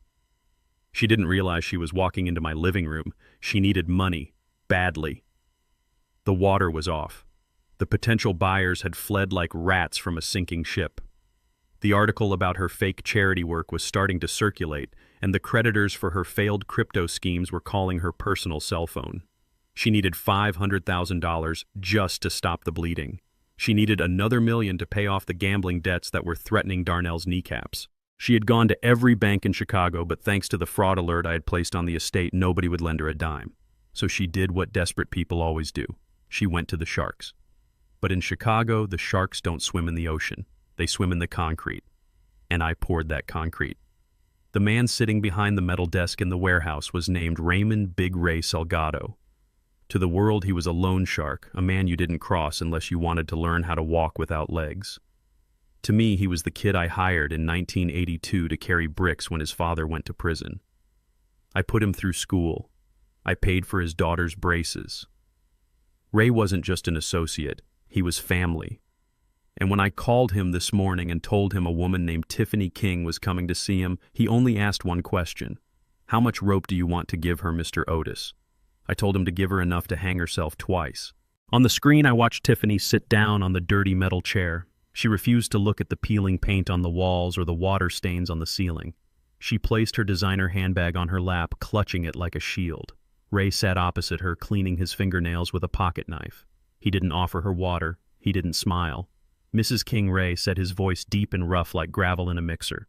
You come to me with a very large request. $1.5 million. That is a lot of cash for a Tuesday afternoon. I have assets, Tiffany said quickly, her voice high and tight. I own a property on Lakeshore Drive. It is valued at $5 million. I just need a bridge loan, just for 2 weeks. As soon as the sale closes, I will pay you back in full, plus interest. Ray looked at her. He knew about the water. He knew about the ground lease. He knew the house was technically worthless right now, but he played his part perfectly. I heard there were some issues with that property, Ray said, stabbing the knife into the wooden desk. Plumbing problems, legal disputes with the father-in-law. It is all resolved. Tiffany lied, without blinking. I watched her face on the screen. She was a natural. The old man is senile. He is being moved to a facility this week. The water is being turned back on tomorrow. I have a buyer from New York ready to sign. It is a done deal. I just need liquidity to clear some previous obligations before the closing. Ray leaned back. He pretended to think. He looked at the ceiling. He looked at Tiffany. I don't do credit checks, Mrs. King, and I don't care about your father-in-law. I care about collateral. I am offering the house as collateral, she said. I have the deed right here." She pulled the quitclaim deed out of her bag, the same piece of paper she had tricked me into signing. Seeing it made my blood boil, but I forced myself to stay calm. This was the moment. Ray took the paper. He put on his reading glasses. He took a long time examining it. "This looks legitimate," he grumbled. "But you know how I operate. I am not a bank. I don't do 30-year mortgages. I do short-term high-risk lending." "I understand," Tiffany said. "What are the terms?" Ray opened a drawer and pulled out a contract. It was 1 page. Simple, brutal. $1.5 million in cash today, Ray said. "Interest rate is 20% per week. Full repayment due in 14 days. Tiffany flinched. 20%. That was robbery.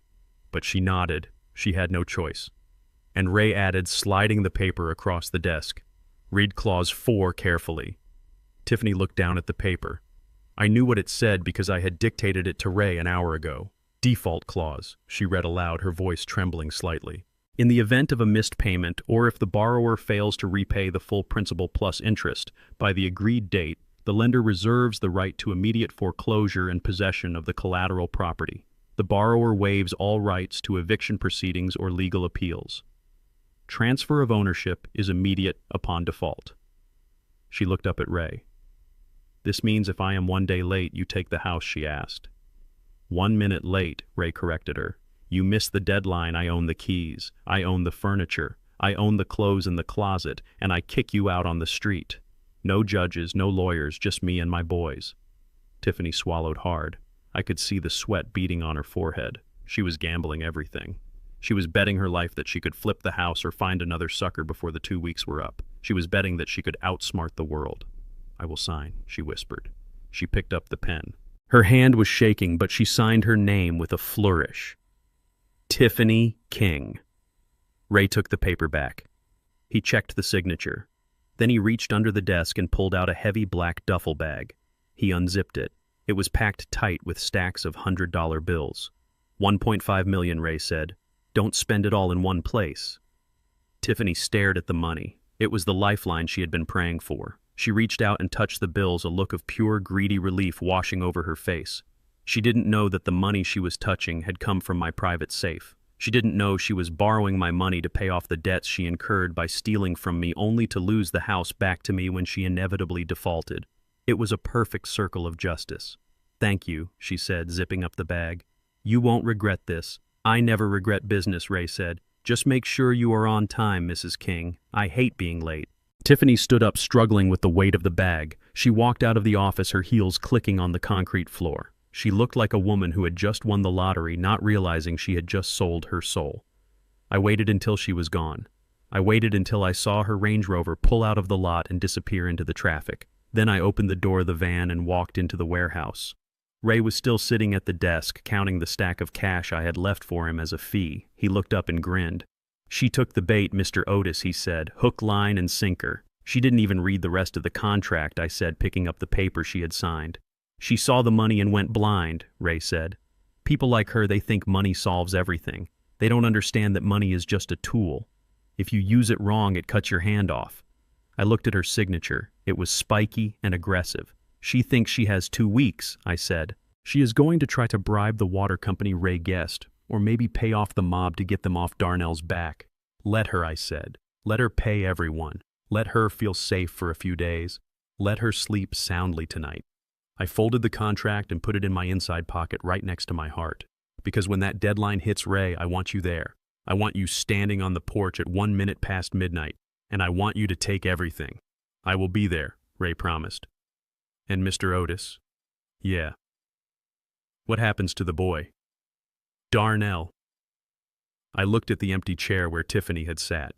I thought about my son sweating and dying in that dry house, waiting for his wife to come home with a bag of cash that wouldn't cure his kidney failure. "He is not a part of this deal," I said quietly. "This contract is with Tiffany. She signed it. She owns the debt.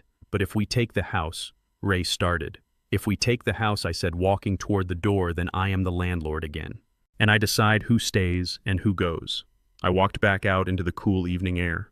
The city lights were coming on, painting the sky in shades of orange and purple. I felt a strange sense of peace. I had just leveraged my entire liquid savings to trap my daughter-in-law. It was a risky move. If she managed to sell the house in 2 weeks, she could pay Ray back and walk away with millions. But I knew she wouldn't, because I still held the water, and nobody buys a desert no matter how much gold is buried in the sand. I got back into the van. Jerome was behind the wheel. Did she sign, he asked. She signed, I said. Jerome shook his head.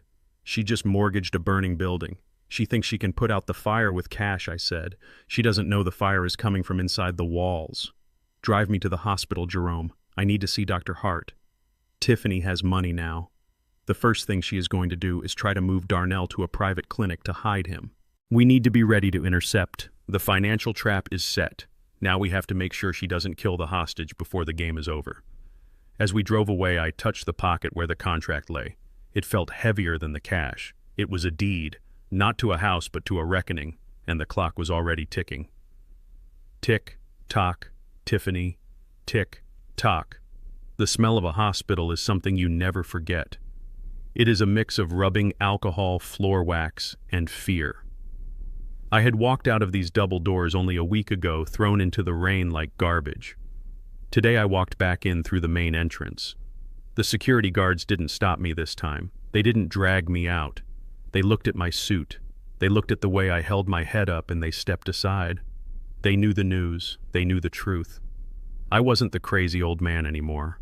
I was the father who had been wronged. I took the elevator to the 4th floor of the transplant unit.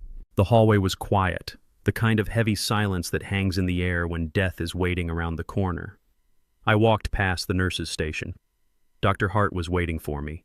She looked tired. Her lab coat was wrinkled, and she was holding a tablet with a grim expression on her face. "Otis," she said, her voice low. "Thank you for coming." I looked at the closed door of room 402. "How is he?" Alana, I asked. She sighed, tapping the screen of her tablet. "It is bad, Otis. He is in acute rejection. But it is not just biological, it is behavioral." She showed me the charts. The lines were spiking in all the wrong directions. "We found traces of alcohol in his system," she said, "and high levels of sodium. He hasn't been taking his anti-rejection meds, Otis. We did a count of his pill bottle. He missed at least 4 doses in the last 3 days." I stared at the chart. 4 doses. That was suicide. Why, I asked. Why would he do that? Dr. Hart shook her head. He told the nurse he was too stressed to remember. He said he was celebrating the house sale. He was drinking champagne, Otis. Champagne and anxiety. It is a deadly cocktail for a new kidney. The organ is fighting back. It is inflamed. It is shutting down filtration. His body is attacking the very thing that is trying to save him. I felt a cold anger rising in my chest. It wasn't the hot explosive rage I felt when they kicked me out. This was colder. It was the disappointment of a craftsman who watches someone take a hammer to a masterpiece.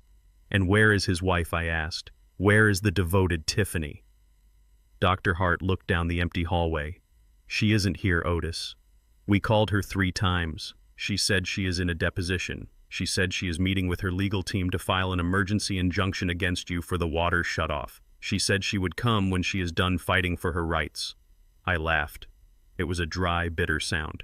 "She is fighting for the house while her husband fights for his life," I said. "That sounds about right." I walked to the door of room 402. "Can I see him?" I asked. "He is awake," Dr. Hart said. "He is in a lot of pain, but he is lucid. Go easy on him, Otis. His blood pressure is dangerously high." I didn't promise anything. I just pushed the door open. The room was dim. The blinds were drawn. Darnell was lying in the bed, hooked up to more tubes than I could count. He looked terrible. His skin, usually a healthy brown, had taken on a yellowish-gray tint. His face was puffy, swollen from the fluid retention. He looked like a balloon that was slowly leaking air. He heard the door open and turned his head. When he saw me, his eyes widened. I expected him to be angry. I expected him to yell at me for the water, for the humiliation, for the video I posted. But he didn't yell. He started to cry. "Pop," he wheezed. His voice was wet and thick. I walked to the side of the bed. I didn't sit down. I stood there leaning on my cane, looking down at the son I had raised.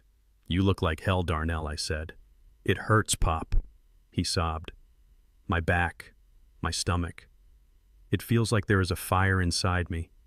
Please, make it stop." I looked at the IV bag dripping clear fluid into his arm.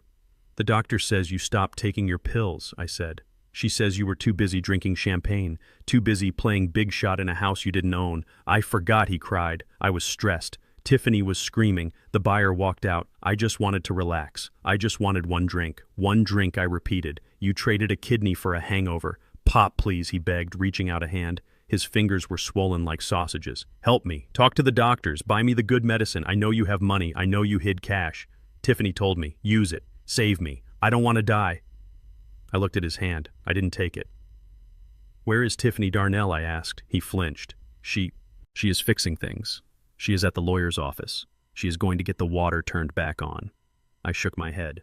She is not fixing things, son. She is securing the asset. She knows you are crashing. She knows if you die, she gets the sympathy vote. She gets to be the grieving widow. She is not here holding your hand because she is busy measuring you for a coffin. No, Darnell whimpered. She loves me. Does she? I asked. She drugged me. She threw me out. And now when you are lying here because of her greed, she is sitting in a conference room worrying about a contract. That isn't love, Darnell. That is investment management. He closed his eyes, the tears squeezing out and running down into his ears. I am sorry, Pop, he whispered. I am so sorry. I shouldn't have listened to her. I shouldn't have signed the papers. Please, forgive me. Give me another chance. I looked at him. I looked at the monitor beeping steadily. I thought about the scar on my own side. I thought about the night I woke up from surgery trusting him, loving him, only to be betrayed. Forgiveness is cheap, Darnell, I said softly. I can say the words, but that won't change what is happening inside you. I pointed the tip of my cane at his abdomen, right where the surgical bandage covered the transplant site. You want to know why you are in pain? I asked. You want to know why that organ is failing? Because I missed the pills, he mumbled. No, I said. I leaned in close, so close I could smell the sickness on his breath. It isn't just the pills, Darnell. It is the kidney itself. He opened his eyes, confused. What? That kidney was a part of me for 72 years, I said. It filtered my blood. It kept me clean. It survived poverty. It survived hard labor. It survived the death of your mother. It is a strong organ, Darnell. It has character. It has dignity. I tapped the bed rail with my hand. And now it is inside you. And it looked around. It tasted your blood. It tasted the greed. It tasted the betrayal. It tasted the weakness. Darnell stared at me, his mouth open in horror. That kidney has self-respect, son, I whispered. It is rejecting you. It is refusing to function. It is refusing to live in a body as vile and cowardly as yours. Pop, don't, he cried. You can pump all the drugs you want into your veins, I said, standing up straight. But you can't force a part of Otis King to work for a traitor. My flesh knows better. It would rather die than keep you alive to hurt me again. He wailed then, a sound of pure, terrified misery. You are killing me, he screamed. You are cursing me. I am not cursing you, I said calmly. I am just telling you the biology of justice. I turned to leave. Pop, wait, he shouted. Don't leave me. I'm scared. I stopped at the door. I looked back at him one last time. He looked so small in that big bed. You should be scared, I said. You are alone. Your wife is gone. Your father is done. And even your own body is turning against you. I opened the door. Good luck, Darnell. You are going to need it. I walked out into the hallway. Dr. Hart was standing there. She had heard the shouting. She looked at me with a mix of shock and sadness. Otis, she said. That was harsh. It was the truth, Alana, I said. I walked past her toward the elevator. My side didn't hurt anymore. The phantom pain was gone. I felt lighter. I had spoken for my kidney. I had given it a voice.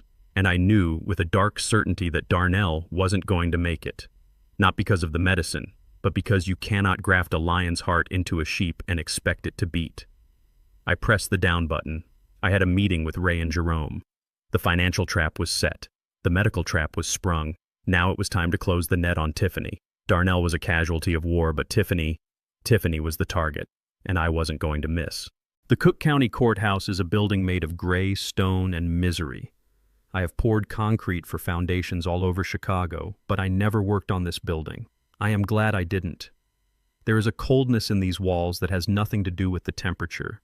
It is the coldness of lives being dismantled, of lies being told under oath, of families tearing each other apart for a few scraps of paper. I sat at the defendant's table next to Bull Johnson. My side was aching a dull throb that reminded me I was incomplete, but my head was clear. Across the aisle, Tiffany sat with her team of high-priced lawyers. She wasn't wearing the shimmering silver dress she wore to the party.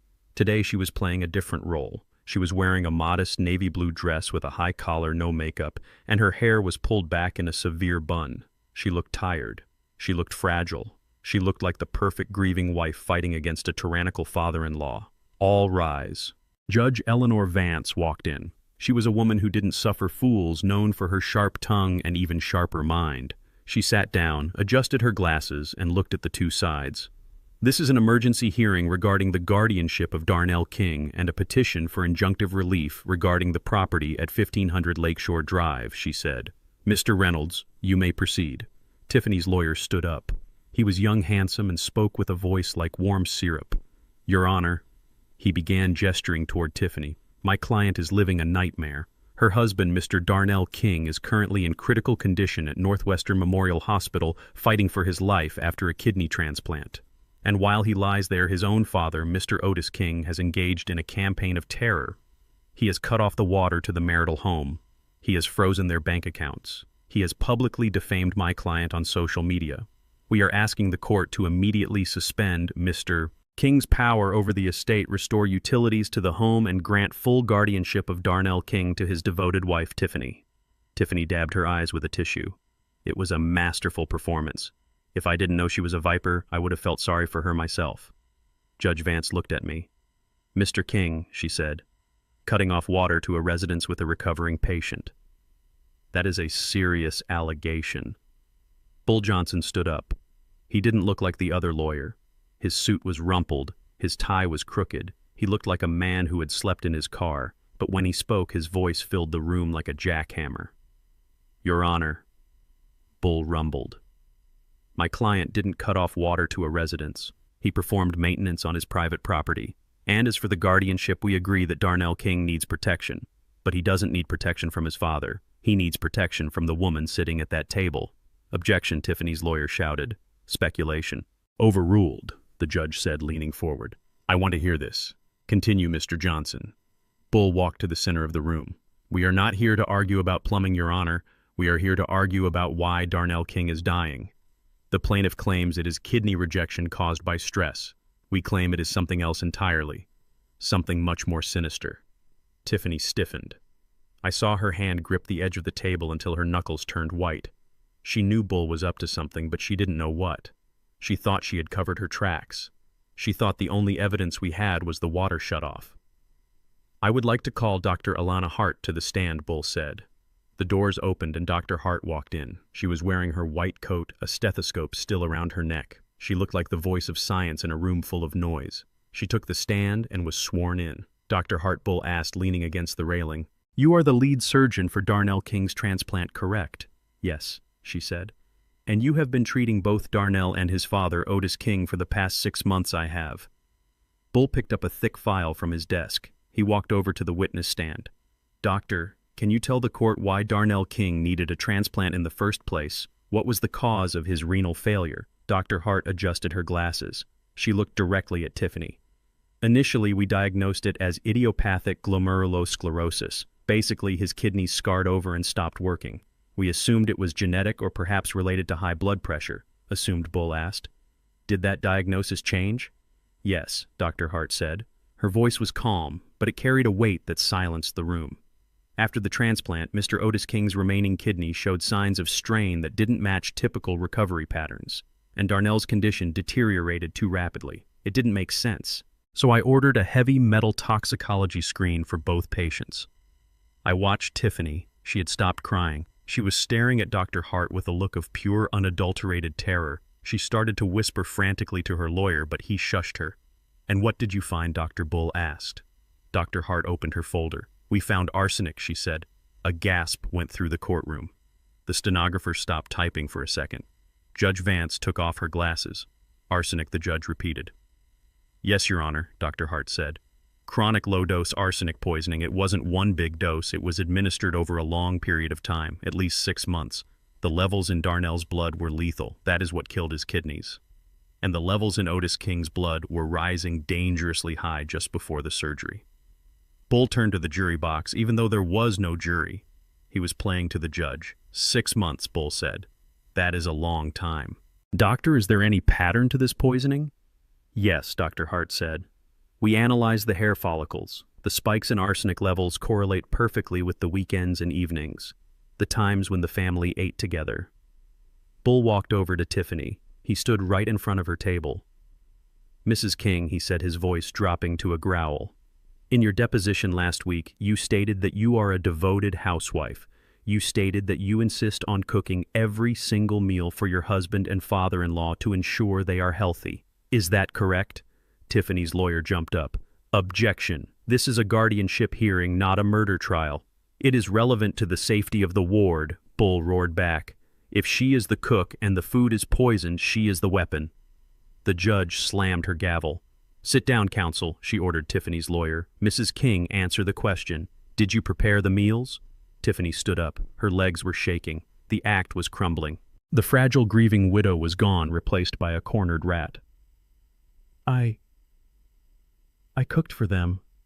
Yes, she stammered. But I didn't. I would never. Maybe it was the water. Maybe the pipes were bad. Otis is a contractor. Maybe he used bad pipes. Bull smiled. It was a shark's smile. We tested the water. Mrs. King, it is clean. We tested the takeout food Darnell eats at lunch. Clean. The only thing we found contaminated was a spice jar in your kitchen. Bull held up an evidence bag. It contained a small glass jar labeled garlic powder. We recovered this from the trash at 1500 Lakeshore Drive yesterday after Otis King authorized a police search of his property. Tiffany's eyes went wide. She grabbed her throat. That isn't mine, she shrieked. Otis planted it. He is framing me. He hates me.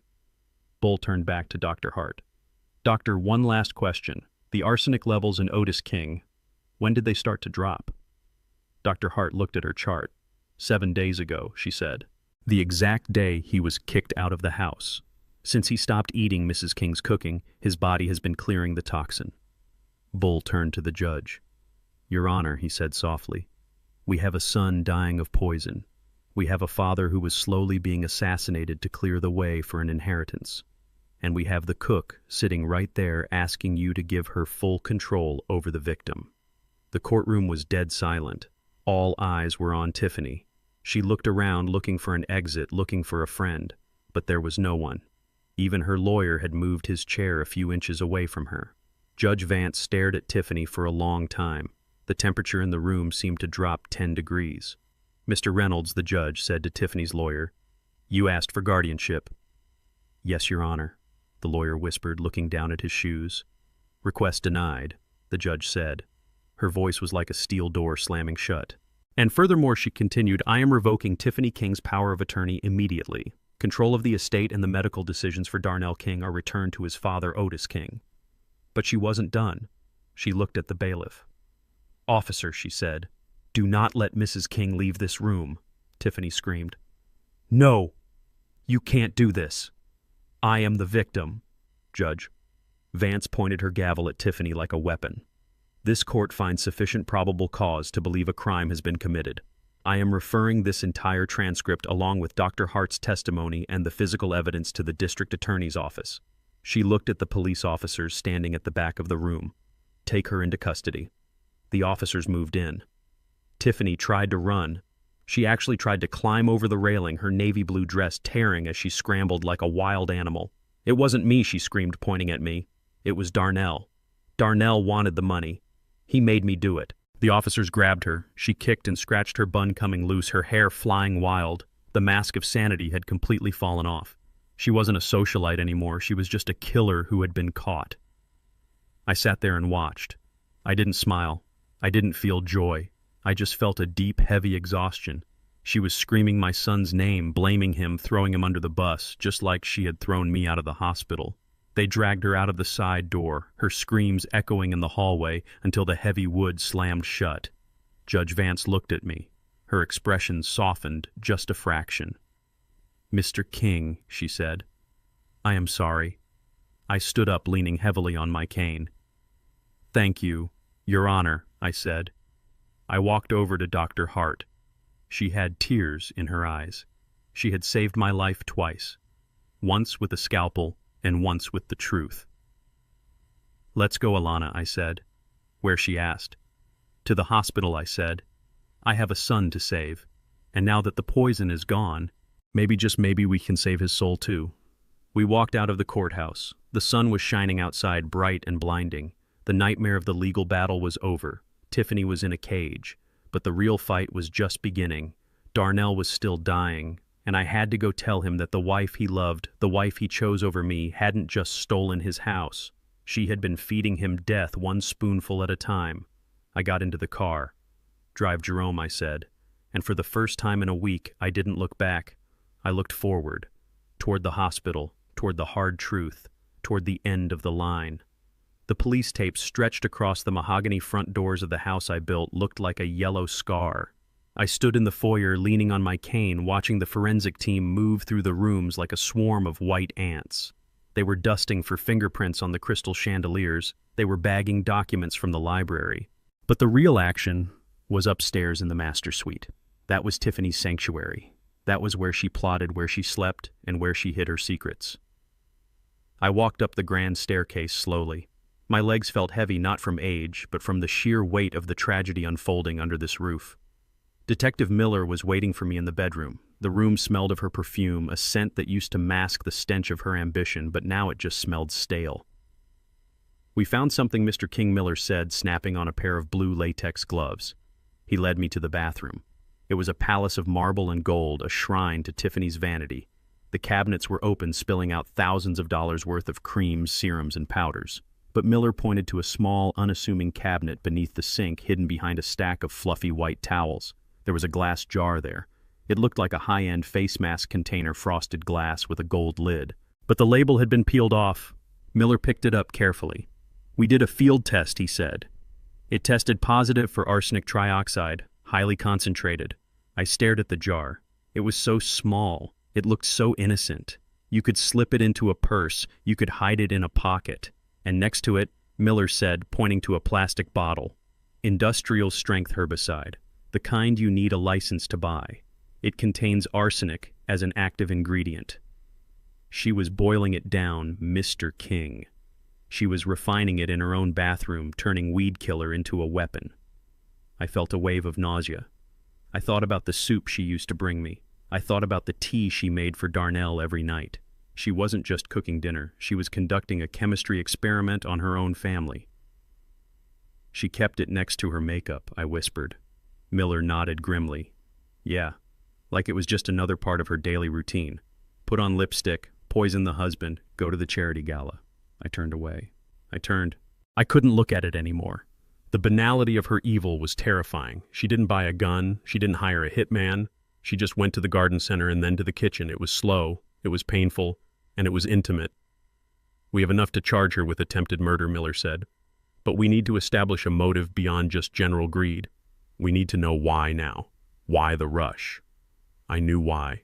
Because I was getting suspicious. Because Darnell was gambling away the fortune she wanted to steal. She was racing against two clocks, my intuition and Darnell's debts. "I need to go to the hospital," I said. "I need to tell my son."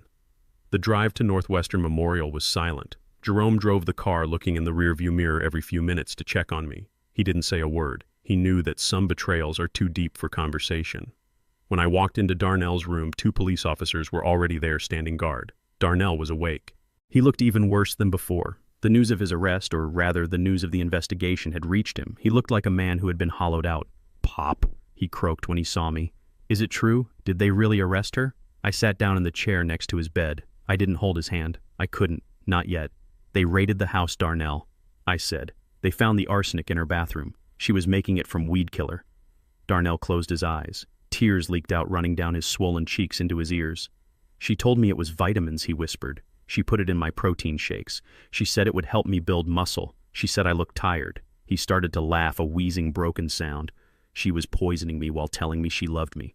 I leaned forward. "She didn't love you, son. She loved the insurance policy. She loved the house. and she knew that as long as we were both alive, she had to share. She wanted to be the widow Darnell, the rich, grieving widow.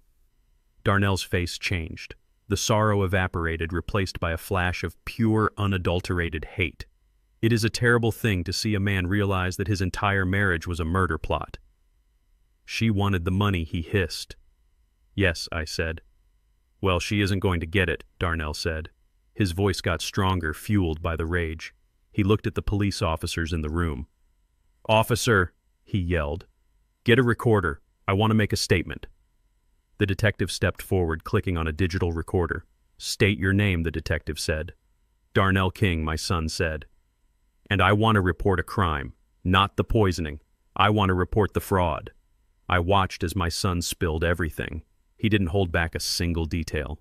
He told them about the shell companies Tiffany had set up in Delaware. He told them about the double books she kept for her interior design business. He told them about the tax evasion schemes she had been running for 5 years, using my construction company's reputation as a cover. She has a server, Darnell said, coughing between sentences. Hidden in the ventilation shaft of the guest bedroom. It has everything. The fake invoices, the wire transfers, the client list she was blackmailing. The detective was writing furiously. She used me to sign the checks, Darnell said, his voice trembling. She said it was just for tax efficiency. But she was laundering money, Pop. She was washing millions of dollars for some guys in Eastern Europe. I sat back stunned. I knew she was greedy. I didn't know she was a professional criminal. And the crypto, the detective asked. A scam, Darnell spat. She didn't lose the money. She stole it. She moved it to a cold wallet. She told everyone the market crashed, but she kept the keys. He looked at me. She has millions stashed away, Pop. She was planning to leave me anyway. The poisoning was just to speed up the probate so she could leave with the house money, too. The detective clicked off the recorder. This is gold, Mr. King, he said to Darnell. With this testimony and that server, we can put her away for 20 years for the fraud alone. Add the attempted murder and she will never see daylight again. Darnell sank back into the pillows, exhausted. He looked at me, waiting for approval, waiting for me to say good boy. But I couldn't. He had known about the fraud. He had participated in it even if he was just a pawn. He only spoke up now because she tried to kill him. It was revenge, not redemption. But it was enough. Just then my phone buzzed. It was Bull Johnson. Otis, Bull shouted. We have a problem. What is it, Bull? I am at the bank, Bull said. We just got the court order to freeze the assets. The judge signed it 10 minutes ago. And I asked, feeling a cold dread creeping up my spine. It is too late, Bull said. The accounts are empty. What do you mean empty? I demanded. She is in custody. She was arrested 2 hours ago. Bull swore loudly on the other end. She must have had a trigger set up, Otis. Or she used her one phone call to signal a proxy. 5 minutes before the freeze order hit the system, a wire transfer was initiated. $4 million, Otis. Everything she had liquidated. Everything she stole. It is gone. Where did it go? I asked. The Cayman Islands, Bull said. Through a maze of shell companies. We can see the exit, but we can't touch it. It is out of U.S. jurisdiction. I hung up the phone. I looked at Darnell. He was closing his eyes, drifting into a drug-induced sleep. What is it, Pop? He mumbled. I stood up. She got the money, Darnell, I said quietly. He opened one eye. What? She moved it, I said. She is in a cell, but she is $4 million richer. Darnell laughed again. That wheezing, painful laugh. Of course she did, he whispered. She always wins. I walked out of the hospital room. I walked down the long, sterile corridor. She didn't win. Not yet. She had the money, yes. But she was sitting in a concrete box. And I knew something she didn't. Money in the Cayman Islands is great, but you can't spend it at the commissary, and you can't use it to buy a new liver. I walked out into the night. The air was cold, but my head was clear. Tiffany thought she had played her final card. She thought the money was her escape plan, but she forgot that money leaves a trail, and Darnell had just given us the map. I called Jerome. Get the car, Jerome. Where to, boss? The federal building, I said. We need to talk to the FBI. The local cops have the poison. But the feds care about the money laundering. And if she moved that money across international lines, that is federal jurisdiction. I looked up at the sky. She thinks she is safe because she is rich, I said to the dark. But she just turned a state case into a federal manhunt. She didn't escape, Jerome. She just upgraded her prison sentence. Let's go. The game isn't over until I say it is.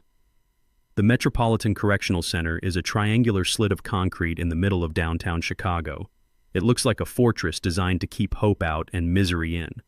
I had driven past it 1,000 times during my career, looking up at the narrow slits that served as windows, never imagining that one day I would be walking through the heavy steel doors as a visitor. The air inside was recycled and cold. It smelled of industrial cleaner and human sweat. I had to leave my cane at the security checkpoint. They said it could be used as a weapon. I told the guard that my words were the only weapon I needed today. I walked slowly to the visitation room, my side aching with every step. The physical pain was familiar now, a constant companion that reminded me of what I had given and what had been stolen. I sat down on the metal stool in booth number 5. The glass partition in front of me was thick, scratched by the wedding rings and fingernails of 1,000 other heartbroken people who had sat here before me. I waited. 5 minutes later, the door on the other side buzzed open. Tiffany walked in. The transformation was shocking. The last time I saw her, she was screaming in a courtroom wearing a navy dress in desperation. Now she was wearing a bright orange jumpsuit that hung loosely on her frame. Her hair, usually blown out to perfection, hung in greasy strings around her face. Her skin was pale, stripped of the expensive creams and serums she loved so much. But it was her eyes that held my attention. They weren't defeated. They were wild.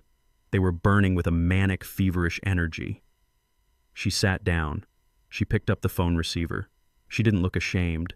She looked like a predator that had been temporarily caged but was already planning the next kill. I picked up my phone. "Hello, Tiffany," I said. She stared at me for a long moment, and then she smiled. It wasn't a nice smile. It was a jagged, broken thing. "You look old, Otis," she said. Her voice was crackly through the receiver. "The stress doesn't suit you." "I look like a man who is free," I said, "which is more than I can say for you."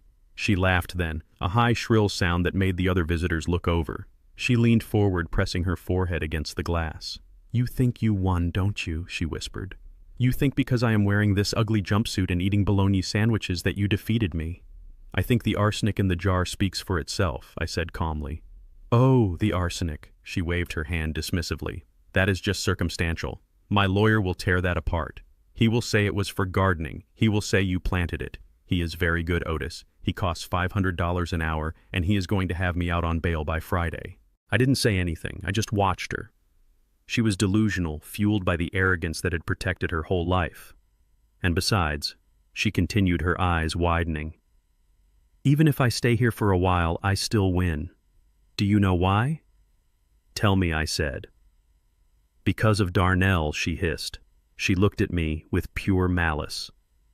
"I heard the news, Otis. I still have friends on the outside.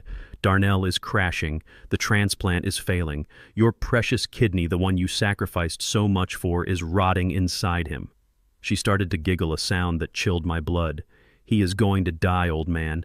You cut yourself open for nothing. You gave away a piece of your body and now it is garbage. And guess what? You don't have another one to give. You are tapped out. You are empty." I tightened my grip on the phone. She knew exactly where to strike. She knew that my son's life was the only thing that could hurt me. "He is dying because of you," I said, my voice low. "Because you poisoned him. Because you dehydrated him." "He is dying because he is weak," she spat back. "He was always weak. That is why I had to do everything. I had to handle the money. I had to handle the business. I had to handle his life. And now he is going to fade away, and you are going to be all alone in that big empty house. You will have your money, Otis, but you won't have a legacy." She leaned back, looking satisfied. "So go ahead. Gloat. Enjoy your victory lap. But remember, when you are burying your son next week, I will be sitting in my cell laughing. Because I took him from you. I won the long game." I looked at her. I looked at the cruelty etched into her face. I wondered how I had ever let this woman into my family. I wondered how Darnell had slept next to this monster for 10 years. I didn't get angry. I didn't scream. I just reached into my pocket and pulled out a folded piece of paper. I unfolded it and held it up to the glass. Tiffany squinted. "What is that?" "Another invoice." "No," I said. "It is a bank confirmation." I watched her eyes scan the document. It was a printout from the International Banking Division of the FBI, forwarded to me by Bull Johnson an hour ago. It detailed a wire transfer. $4 million. Sent from a shell company in Delaware to a numbered account in the Cayman Islands. She smiled. "So you found the money," she said, shrugging. "Good for you. You can't touch it. It is offshore.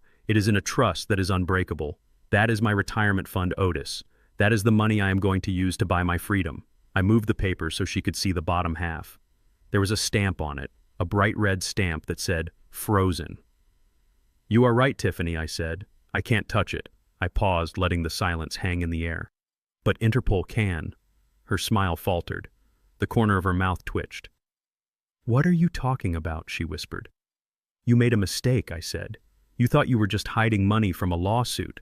You thought this was a civil matter." But when Darnell gave his statement to the police yesterday, he didn't just talk about the poison. He talked about the money laundering. I saw the color drain from her face. He told them about the Eastern European clients, I continued. He told them about the tax evasion. That turned this from a state crime into a federal crime. "And do you know what happens when the FBI flags a transaction as proceeds of international money laundering?" She didn't answer. Her hand was shaking. "They call their friends in the Cayman Islands," I said. "They invoked the Mutual Legal Assistance Treaty. That account wasn't just frozen, Tiffany. It was seized. At 9 a.m. this morning." I folded the paper and put it back in my pocket. "You don't have $4 million, Tiffany. You have $0. She stood up. The chair scraped loudly against the floor. "You are lying," she screamed. "That is impossible. My lawyer set that up. It is bulletproof." "Your lawyer?" I asked. "You mean the one who charges $500 an hour?" I leaned forward.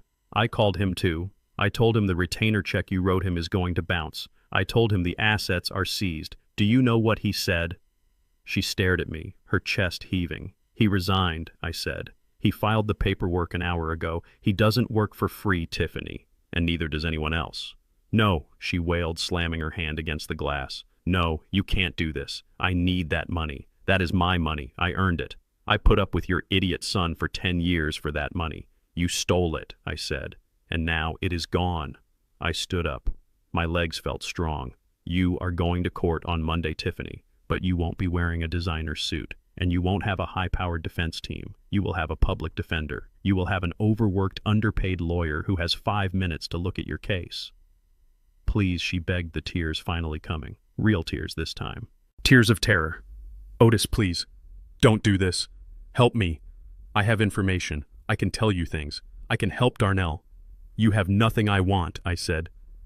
"Otis, wait," she screamed as I turned to leave. "You can't leave me here with no money. They will eat me alive." I looked back at her. She was pressing her face against the glass, her orange jumpsuit reflecting the harsh fluorescent lights. She looked small. She looked pathetic. "You said I won the battle but lost the war," I said. "You said I have no more kidneys to give."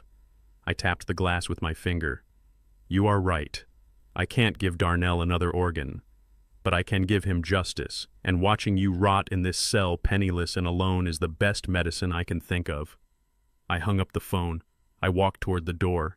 Behind me I could hear her muffled screams through the glass. She was yelling my name. She was yelling about the money. She was yelling threats. But I didn't stop. I walked out of the visitation room and collected my cane from the guard. "Everything okay, Mr. King?" he asked. "Everything is fine," I said, "just taking out the trash." I walked out into the sunlight. The air smelled of exhaust and hot dogs, but to me it smelled like victory. I had stripped her of her weapon. I had taken her shield. Now she was just a naked soul facing the consequences of her own greed. I got into the car where Jerome was waiting. "Did she take it well?" Jerome asked. "She took it like a true king," I said. She screamed. I looked at the hospital building in the distance. "Now comes the hard part," I said. "We dealt with the devil. Now I have to go see if God is willing to make a deal for my son. Drive, Jerome, we are not done yet." The machine next to Darnell's bed was making a sound like a dying radiator. Hiss, click, hiss, click. It was the only thing keeping his blood moving because his own body had finally gone on strike. I sat in the vinyl chair by the window watching the rain streak against the glass. The city of Chicago looked gray and tired just like me. It had been 24 hours since I watched Tiffany dragged away in handcuffs. 24 hours since I froze the Cayman accounts. You would think I would feel victorious. You would think I would be celebrating the destruction of my enemies. But there is no victory in watching your own bloodline wither away in a hospital bed. Darnell was awake, but barely. The toxins were building up in his brain again despite the dialysis. He was drifting in and out of a heavy fog, muttering names of people I didn't know, maybe gambling buddies, maybe debts he still owed. Every now and then his eyes would focus and he would look at me, not with love, not with remorse, but with a hunger. He looked at me the way a starving man looks at a locked refrigerator. "Pop," he wheezed. His voice was like dry leaves scraping on concrete. I turned from the window. I rested my hands on the handle of my cane, feeling the smooth wood under my palms. "I am here, Darnell." He tried to push himself up, but his arms were too weak. The IV lines pulled tight as he collapsed back onto the pillows, panting hard. "The doctor came in," he whispered. "Dr. Hart. She said the numbers are bad. She said the dialysis isn't working fast enough. My heart is getting weak." I nodded slowly. "I know." I spoke to her outside. Darnell licked his cracked lips. His tongue looked dry and pale. She said, "I need another transplant, Pop. A rescue transplant. She said this one, the one you gave me, is dead tissue now. It has to come out before it rots inside me, and I need a new one immediately." He paused, waiting for me to jump up. He was waiting for me to volunteer again. He was waiting for me to offer my other kidney or my lung or my heart. He was so used to me being his spare parts department. He was so used to taking that he had forgotten how to ask. I stayed seated. I stayed silent. Pop, Darnell said, his voice rising in panic. "I can't go on the list. The national list." She said the wait time in Illinois is 5 to 7 years. "I don't have 5 years. I don't have 5 weeks. "That is the reality, son," I said. "There are thousands of people waiting. Good people. People who didn't poison their donors. People who followed the rules." Darnell shook his head violently. "Screw the list," he hissed. "The list is for poor people. The list is for people who don't have the king name. The list is for suckers." He reached out a shaking hand toward me. His fingers were swollen like sausages. "You have the money, Pop." "I know you do. Tiffany told me about the secret accounts. She told me about the buildings you own. You are a millionaire 10 times over. You have liquid cash." So I asked, "So buy me one," he begged. "There are places." I looked it up online before they took my phone. China, India, the Philippines. There are brokers. Pop. For $200,000, we can fly a private medical jet. We can get a kidney tomorrow. A fresh one. A young one. I looked at him. I looked at the desperation twisting his yellow face. He wasn't asking for a miracle. He was asking for a transaction. He wanted me to go into the black market and buy human flesh to replace the gift he had squandered. He wanted me to treat a human life like a car part. "You want me to buy an organ?" I asked slowly.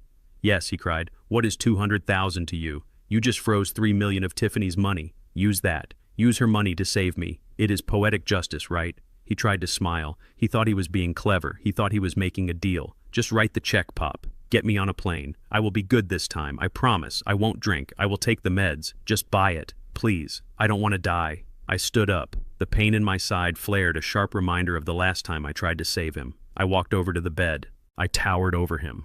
I looked down into his eyes and I saw the reflection of the boy I used to carry on my shoulders. But that boy was gone, eaten by the man who lay before me. "Darnell," I said. My voice was low, vibrating with a finality that silenced the room. "Do you know where those black market kidneys come from?" He blinked. "Who cares?" "I care," I roared. My shout echoed off the sterile walls. Darnell flinched, shrinking back into the sheets. "Those kidneys come from desperate people," I said, leaning in. "They come from fathers in debt. They come from mothers trying to feed their children. They come from people like me, Darnell. People who are exploited by the rich. People who are treated like cattle by men with checkbooks." I tapped my chest. "I gave you a kidney freely. It was a gift of love. And you poisoned it. You treated it like garbage. And now you want me to use my money, the money I made from sweating in the sun for 40 years, to go and harvest a piece of another human being. You want me to exploit some poor man in a village halfway across the world just so you can have a second chance to drink vodka and play poker." Darnell started to cry. Ugly, selfish tears. "But I am your son," he screamed. "Doesn't that matter? Doesn't blood matter?" "Blood matters," I said, "but character matters more." I pulled my checkbook out of the inside pocket of my suit. Darnell's eyes lit up. He thought I was breaking. He thought I was writing the check. He thought he had won. I opened it. I ripped out a blank check. I held it up. Then I tore it in half. And then in half again. I let the blue pieces of paper flutter down onto his blanket like confetti. "My money can buy buildings, Darnell. It can buy justice. It can even buy a new wing for this hospital. But my money cannot buy a life for a traitor. Pop, no, he whimpered. You want a kidney, I asked. Then you do what every other person in this hospital does. You get in line. I pointed to the door. You fill out the paperwork. You talk to the social worker. You prove to the doctors that you are sober. You prove that you are worthy. And you wait. You wait in the dark. You wait while you are scared. You wait like the single mother down the hall who has been waiting for 3 years. You wait like the teacher on the second floor who has been waiting for 5.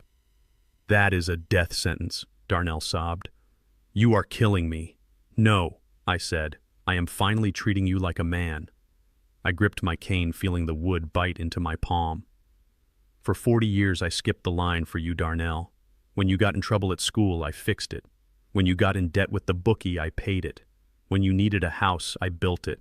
When you needed a kidney, I cut myself open. I always put you in the front of the line. I stepped back from the bed. And look what it created. A monster who thinks he can buy his way out of consequences. A monster who thinks he is entitled to the flesh of others. I am done cutting the line for you, son. Otis, please don't leave me. I am not leaving you, I said. I will come visit you. I will sit in this chair. I will bring you magazines. I will hold your hand when you are scared, but I will not buy you a kidney. I looked at the dialysis machine one last time. You have to earn this one, Darnell. You have to fight for it. And if you don't survive the wait, then you die with the dignity of knowing that for once in your life, you didn't cheat. I turned around. Darnell was wailing now, a sound of pure, terrified grief. It broke my heart to hear it. Every instinct in my body screamed at me to fix it, to pull out the phone, to make the call, to wire the money. That is what a father does. He fixes things. But I knew that if I fixed this, I would damn him forever. If I bought him a kidney now, he would never learn. He would just be a vampire with a new lease on life. I walked to the door. I stopped and looked back. Welcome to the real world, Darnell, I whispered. It is cold. It is hard. And it is fair. I walked out into the hallway. Dr. Hart was standing there. She had heard everything. She looked at me with tears in her eyes. She didn't judge me. She nodded. She knew. She knew that sometimes the only way to save a soul is to let the body face the fire. I walked to the elevator. My side hurt. My heart hurt. But my conscience was clean. I had given him life twice. I could not give him a third time. Now it was up to God and the waiting list. The hallway of the 4th floor felt like a tunnel that never ended. I had just walked away from my son. I had just told him that he had to wait in line like everyone else, knowing full well that he probably wouldn't survive the wait.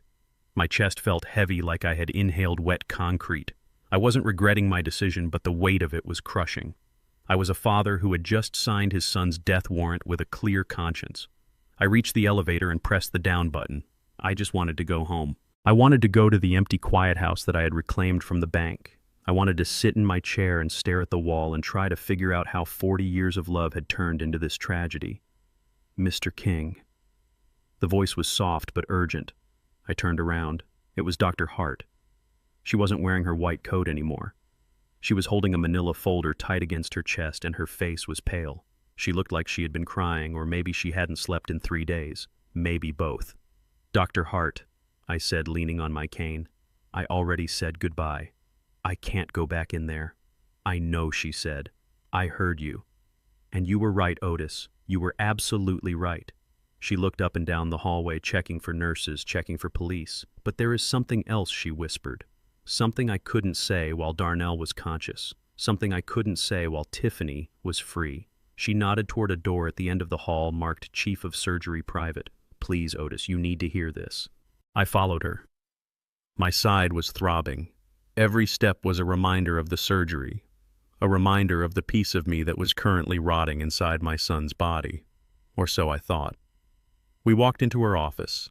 She locked the door behind us. She closed the blinds. The room was dark, lit only by a small desk lamp. She gestured for me to sit in a leather chair. She sat behind her desk and placed the folder in front of her. She didn't open it immediately. She just stared at it, taking a deep breath. Otis, she began, her voice trembling slightly. You are a good man. You are the strongest man I have ever met. You took a bullet for a son who was holding the gun. I looked at my hands. I gave him a kidney, Alana. That isn't taking a bullet. That is just being a father. She looked me right in the eye. No, Otis. You didn't. I frowned. The room seemed to tilt a little. What do you mean? I asked. I have the scar. I have the pain. I woke up -1 organ. I saw the chart. You have the scar, yes, she said. You had a nephrectomy. We removed your left kidney. She leaned forward, her eyes intense. But Darnell does not have it. The silence in the room was absolute. I could hear the hum of the refrigerator in the corner. I could hear my own heartbeat thumping in my ears. I don't understand, I said slowly. If he doesn't have it, where is it? Did it fail immediately? Did you throw it away? Dr. Hart opened the folder. She pulled out a series of photos. They were gruesome. Pictures of internal organs, pictures of a liver and a kidney that looked black and twisted. These were taken during the surgery, she said. When we opened Darnell up to put your kidney in, we found something the scans missed. The arsenic poisoning, it didn't just shut down his kidneys, Otis. It was aggressive. It triggered a rapid metastatic reaction in his liver cells. She pointed to the black spots in the photo. Cancer, Otis. Stage 4. Caused by the very poison he was taking to trick you. The toxins mutated the cells at a rate I have never seen before. I stared at the photos. The irony washed over me like ice water. Darnell had poisoned himself to get a kidney, and the poison had given him cancer that made the transplant impossible. We couldn't give him the kidney, Dr. Hart explained. It is against all medical ethics and protocols to transplant a healthy organ into a body that is riddled with metastatic cancer. It would have been a waste of a viable organ. It would have killed him on the table. So I whispered, You closed him up. We closed him up. She nodded. Then why is he alive? I asked, my voice rising. It has been 10 days. He has been walking. He has been talking. He looked better until the rejection started. Dr. Hart sighed. He isn't rejecting your kidney, Otis. He is crashing because the high-dose steroids and experimental adrenaline boosters I put him on are wearing off. She looked down at her hands. I kept him alive with chemistry, Otis. I told him the surgery was a success. I told him the pain he felt was post-op recovery. I pumped him full of the strongest stimulants we have. It gave him a false burst of energy. It made him feel like he was healed. I sat back in the chair. My mind was reeling. You lied to him, I said. You lied to everyone. I had to, she said fiercely. Why, I asked. Why didn't you just tell us the truth on day one? She stood up and walked around the desk. She sat on the edge of it right in front of me. Because of you, Otis. Me. If I had come out of that operating room and said the transplant was canceled because of cancer, Tiffany would have known the game was up, she said. But more importantly, I needed to get your kidney out. I touched my side. My kidney. Otis, look at the toxicology report again, she said gently. The arsenic levels in your blood were lethal. But the concentration in your left kidney, it was critical. That organ wasn't just filtering poison, it was hoarding it. It was becoming necrotic. If I had left it inside you for another week, it would have ruptured. You would have died of sepsis. She took my hand. I didn't remove your kidney to save Darnell, Otis. I removed it to save you.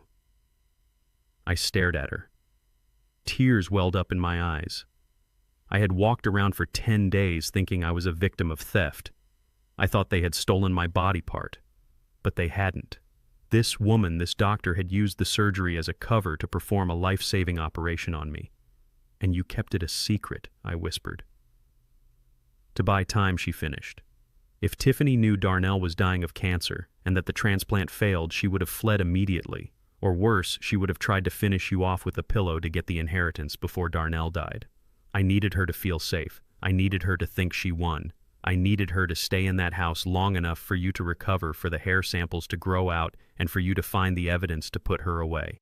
I looked at the photos of Darnell's insides again. The black rot, the physical manifestation of his greed. So he never had a chance, I said. Even if I bought him a kidney on the black market today. He would be dead in a month, she said. The cancer is everywhere. The arsenic burned him down from the inside out. I closed the folder. He killed himself, I said. He did, she agreed. He poisoned the well, and then he drank from it. I sat there for a long time. The anger I had felt toward Darnell evaporated. The resentment I felt about wasting my kidney vanished. I hadn't wasted anything. I had survived. I was walking out of this hospital with one kidney, yes, but it was the healthy one. The poisoned one was gone. The cancer was gone. And Darnell. He wasn't rejecting me. He wasn't rejecting my love. He was simply facing the biological consequence of his own evil. Does he know? I asked. No, she said. I haven't told him. I thought maybe he should die thinking he had a chance.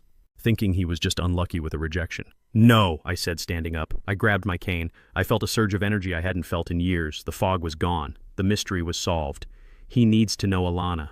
She looked worried. Otis, it might kill him. The shock. He is dying anyway, I said, but he is dying thinking I abandoned him. He is dying thinking his father's kidney wasn't good enough. He is dying thinking he is a victim of biology. I walked to the door. He needs to know that I didn't fail him. He needs to know that his father's blood was too good for him. He needs to know that he is empty. Otis. I looked back at her. You saved my life, Doc.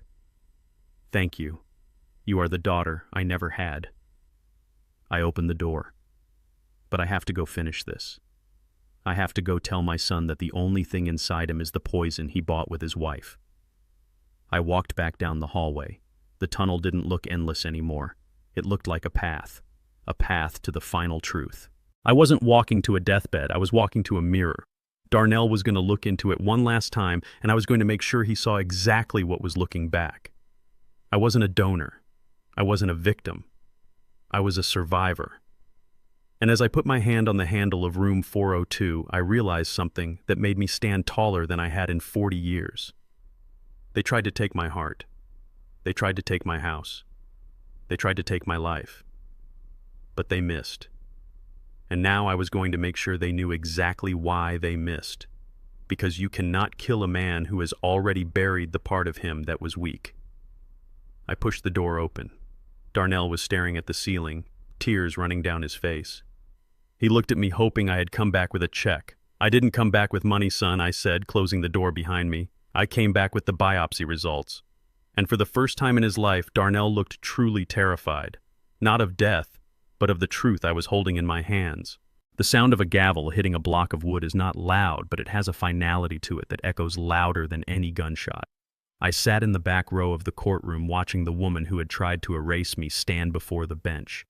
Tiffany was not wearing designer clothes today. She was not wearing the cream-colored dress she had used to play the victim. She was wearing county orange. Her hair, usually dyed and blown out to perfection, was showing dark roots and was pulled back in a severe, messy bun. The handcuffs around her wrists clinked softly as she trembled. The district attorney had not been lenient. They had the toxicology reports. They had the receipts for the herbicide. They had the wire transfer records to the Cayman Islands. And most damning of all, they had the testimony of her dying husband. Tiffany had tried to plead not guilty, claiming insanity, claiming coercion, but the jury didn't buy it for a second. They saw what I saw, a predator. Judge Moore looked down from the bench. She took off her glasses and rubbed the bridge of her nose. She looked tired of seeing the worst in people, but she was ready to deliver the remedy. Tiffany King, the judge, said, her voice cutting through the silent courtroom. For the counts of attempted murder in the first-degree elder abuse, wire fraud, and money laundering, this court sentences you to 20 years in the Illinois Department of Corrections. You will not be eligible for parole for at least 17 years. Tiffany didn't scream. She didn't fight. She just collapsed. It was as if the strings holding up a puppet had been cut. Her knees hit the floor and she let out a low, animal sound of despair. The bailiffs picked her up by her armpits. She looked back over her shoulder, scanning the room, looking for someone to save her. Her eyes locked on mine. I didn't smile. I didn't wave. I just nodded. It was the nod a foreman gives when a dangerous structure has finally been demolished safely. The job was done. The hazard was removed. I watched them drag her through the side door. The heavy steel door slammed shut, swallowing her into the system. She was gone. The woman who thought she was too smart for consequences, too pretty for prison, and too rich for rules, was now just a number in a cage. I stood up and walked out of the courthouse. The sun was shining, but I didn't feel warm. I had one more stop to make, one more goodbye to say, and this one was going to be much harder than the one I just witnessed. The hospital room was quiet. The machines that had been keeping Darnell alive for the past 2 weeks were still humming, but the rhythm had changed. It was slower now, more labored. The doctors told me days ago that it was a matter of time. The cancer accelerated by the arsenic and the stress had consumed his liver. His body weak from the failed transplant, and the years of abuse had simply stopped fighting. I walked to the side of the bed. Darnell was unconscious. He had been in a coma for 2 days. He looked so small. The bloating had gone down, leaving him looking skeletal. His skin was gray, stretched tight over his cheekbones. He didn't look like the man who had yelled at me. He didn't look like the gambler. He looked like my son again. He looked like the boy I used to take fishing on the pier before the world and his own choices twisted him. There was no one else in the room. No friends. No drinking buddies. No wife. Just me. The father he tried to kill. The father who was the only one left standing. I pulled up the chair, the same metal chair I had sat in for 14 nights. I reached out and took his hand. It was cold. His fingers were limp. I remembered how strong his grip used to be when he was a baby, holding on to my pinky finger like it was the only anchor in the world. I squeezed his hand, hoping for a squeeze back, but there was nothing. I didn't cry. I think I had run out of tears a long time ago. I felt a deep, hollow sadness, a canyon in my chest where my heart used to be, but my eyes were dry. I wasn't angry anymore. Anger is for the living. For the dying, there is only truth. You made it hard, son, I whispered to the silence. You made it so hard to love you. The heart monitor slowed down. Beep, beep, beep. I watched the lines on the screen. I watched the last reserves of energy fading from his body. I wondered if he could hear me. I wondered if in that dark space between life and death he finally understood. Tiffany is gone. Darnell, I said softly. She can't hurt us anymore. You don't have to be afraid of her. You don't have to lie for her. You are free. His chest rose and fell one last time. It was a shallow, shuddering breath, a rattle in his throat, and then stillness. The line on the monitor went flat. The machine started to wail, a high-pitched alarm signaling the end. I didn't call the nurse immediately. I sat there for a moment with my dead son. I looked at his face. The tension was gone. The fear was gone. He looked peaceful. I stood up. I leaned over and kissed his forehead. It was cold, but it was still my flesh and blood. Sleep now, son, I whispered, my voice breaking just a little. In the next life, be a decent person. Be the man I knew you could be. I let go of his hand. I turned off the alarm. I walked to the door and told the nurse that it was over. Then I walked out of the hospital and didn't look back. I had carried him as far as I could. The rest of the journey he had to walk alone. 3 days later, I stood in the foyer of the mansion on Lakeshore Drive. It was empty. The furniture was gone. The art was gone. The echoes of Tiffany's screaming and Darnell's parties had faded into the walls. It was just a house again, a pile of bricks and wood and glass. I had listed it the day after Darnell died. I didn't want to make a profit. I wanted to perform an exorcism. I wanted to purge the greed from the foundation. The realtor, a nice woman named Sarah who knew the whole story, walked in with the buyers. They were a young couple, nervous, looking around with wide eyes. They knew the history. Everyone in Chicago knew the history, Mr. King, the young man said, shaking my hand. We want you to know we are going to change the energy here. We are going to fill this house with kids and noise and love. That is good, I said. A house needs honesty to stand. Without it, the roof always caves in eventually. We signed the papers on the kitchen island, the same island where Tiffany used to mix the poison into the tea. I watched my signature hit the paper. Otis King. It was steady. It was strong. The check was for $4.5 million. It was a fortune. It was enough to retire to an island. It was enough to buy a fleet of cars. But I didn't want the money. That money had blood on it. That money was the reason my son was in a grave and my daughter-in-law was in a cage. I couldn't spend a dime of it on myself. I drove straight to the bank. I sat down with the branch manager, the same man who had helped me freeze the Cayman accounts. I want to open a new trust, I said, sliding the check across the desk. What should we call it, Mr. King, he asked. The Lucille King Foundation, I said. And the purpose of the trust. I looked out the window at the busy street. I thought about Lucille. I thought about the dialysis clinics in the poor neighborhoods, the ones with broken machines and long waiting lists. I thought about the people who didn't have a father to give them a kidney or the money to buy better care. It is for kidney patients, I said, specifically for those who can't afford the treatment. I want this money to pay for dialysis. I want it to pay for transportation to the hospital. I want it to pay for the meds that keep them alive while they wait on the list." The manager typed into his computer. "That is a very generous legacy, Mr. King." "It isn't generosity," I said. "It is repayment." I walked out of the bank feeling lighter than air. The house was gone. The money was gone. The burden was gone.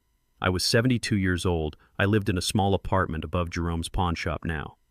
It had one bedroom, a small kitchen, and a window that looked out over the alley. It wasn't a mansion. It didn't have a swimming pool. But the water ran clear and cold from the tap. The heat worked. And when I laid my head down on the pillow at night, I slept. I slept the sleep of a man who had faced the devil in his own house and won. I slept the sleep of a father who had done his duty even when it broke his heart. I was Otis King. I was a builder, and I had finally cleared the rubble. Now I could rest. The sun over Lake Michigan was different when you stopped looking at it through the window of a hospital or a courtroom. It was brighter. It was cleaner. It danced on the water like diamonds scattered on a blue sheet. I sat in my folding chair with a fishing rod in my hand, feeling the gentle warmth on my face. It had been exactly 1 year since I walked out of the hospital, leaving my dead son behind. 1 year since the storm ended and the silence began. To my left, Bull Johnson was wrestling with his line, cursing softly at a catfish that was clearly smarter than he was. He was wearing a ridiculous bucket hat and smoking a cigar that smelled like burning leaves. To my right, Dr. Alana Hart was reading a book, occasionally looking up to check the bobber. She wasn't my doctor anymore. She was my friend, the daughter I never had. I took a deep breath. My side didn't hurt. The scar was there, a silver line across my abdomen marking the place where I had paid the price of fatherhood. But the phantom pain was gone. The heavy dragging weight of betrayal that used to pull on my chest with every heartbeat had vanished. I was 73 years old. I had 1 kidney. I lived in a small apartment above a pawn shop. And I had never been richer. Otis Bull grumbled, reeling in an empty hook. "I think the fish in this lake are on strike. They must know I am a lawyer. They don't trust the bait. They don't bite because you talk too much, Bull," I said, smiling. "Fish like peace. You sound like a jackhammer in a library."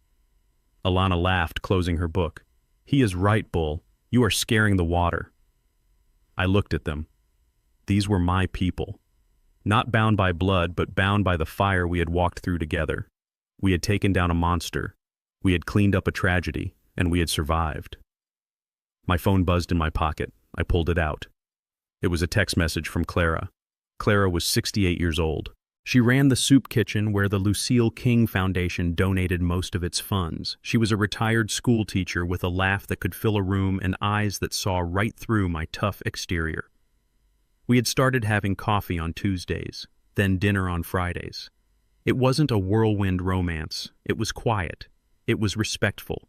It was 2 people who had seen the hard side of life finding a soft place to land. "I baked a sweet potato pie," the text read. "Bring me a fish and we can trade." I smiled, typing back with my thumb. Bull scared all the fish away. "I will bring the wine instead." I put the phone away. I felt a warmth in my chest that had nothing to do with the sun. For a long time after Lucille died, and after Darnell turned on me, I thought my heart was just a muscle for pumping blood. I thought the part of me that could feel affection had calcified, but I was wrong. The heart is resilient. It can break, it can heal, and it can open again if you let it. Otis, Alana said softly, interrupting my thoughts. "Do you think about him?" She didn't have to say the name. I looked out at the horizon where the water met the sky.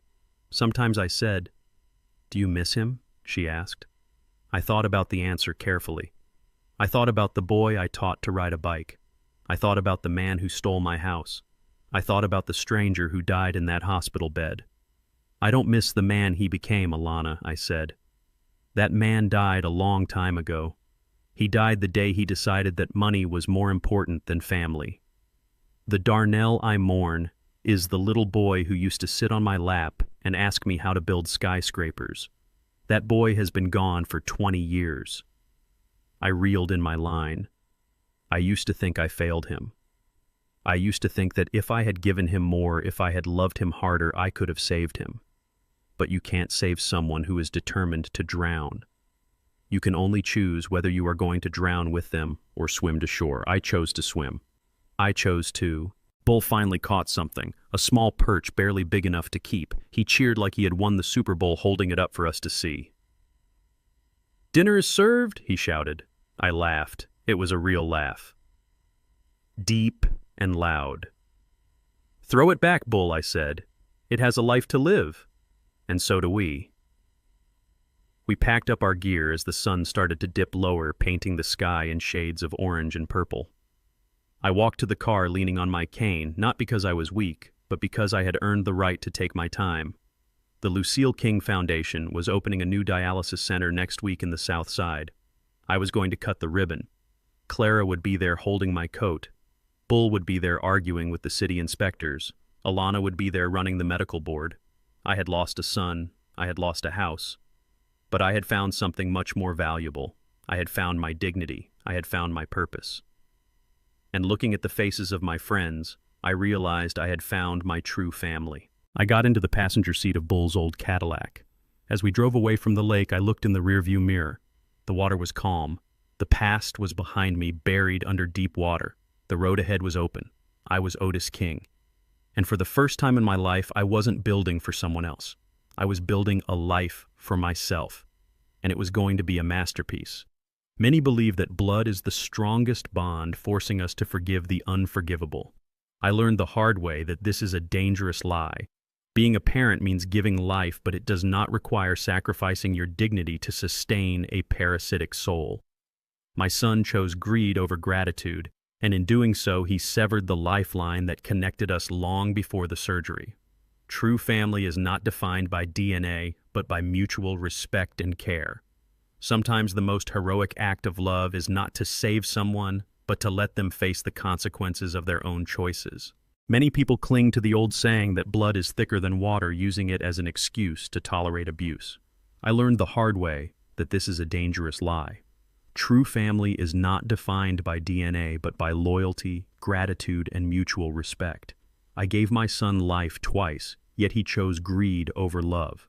Cutting him off wasn't an act of cruelty. It was an act of survival. You cannot save a soul that refuses to be saved, and you should never set yourself on fire just to keep ungrateful people warm. Peace is the only legacy worth fighting for. If you have ever had to cut off a toxic family member to save your own sanity, hit that like button right now. And tell me in the comments below, if you were in my shoes, would you have bought that kidney? Or did Darnell get exactly what he deserved? Subscribe to the channel for more stories where justice is always served cold. I am Otis King, and I will see you in the next one.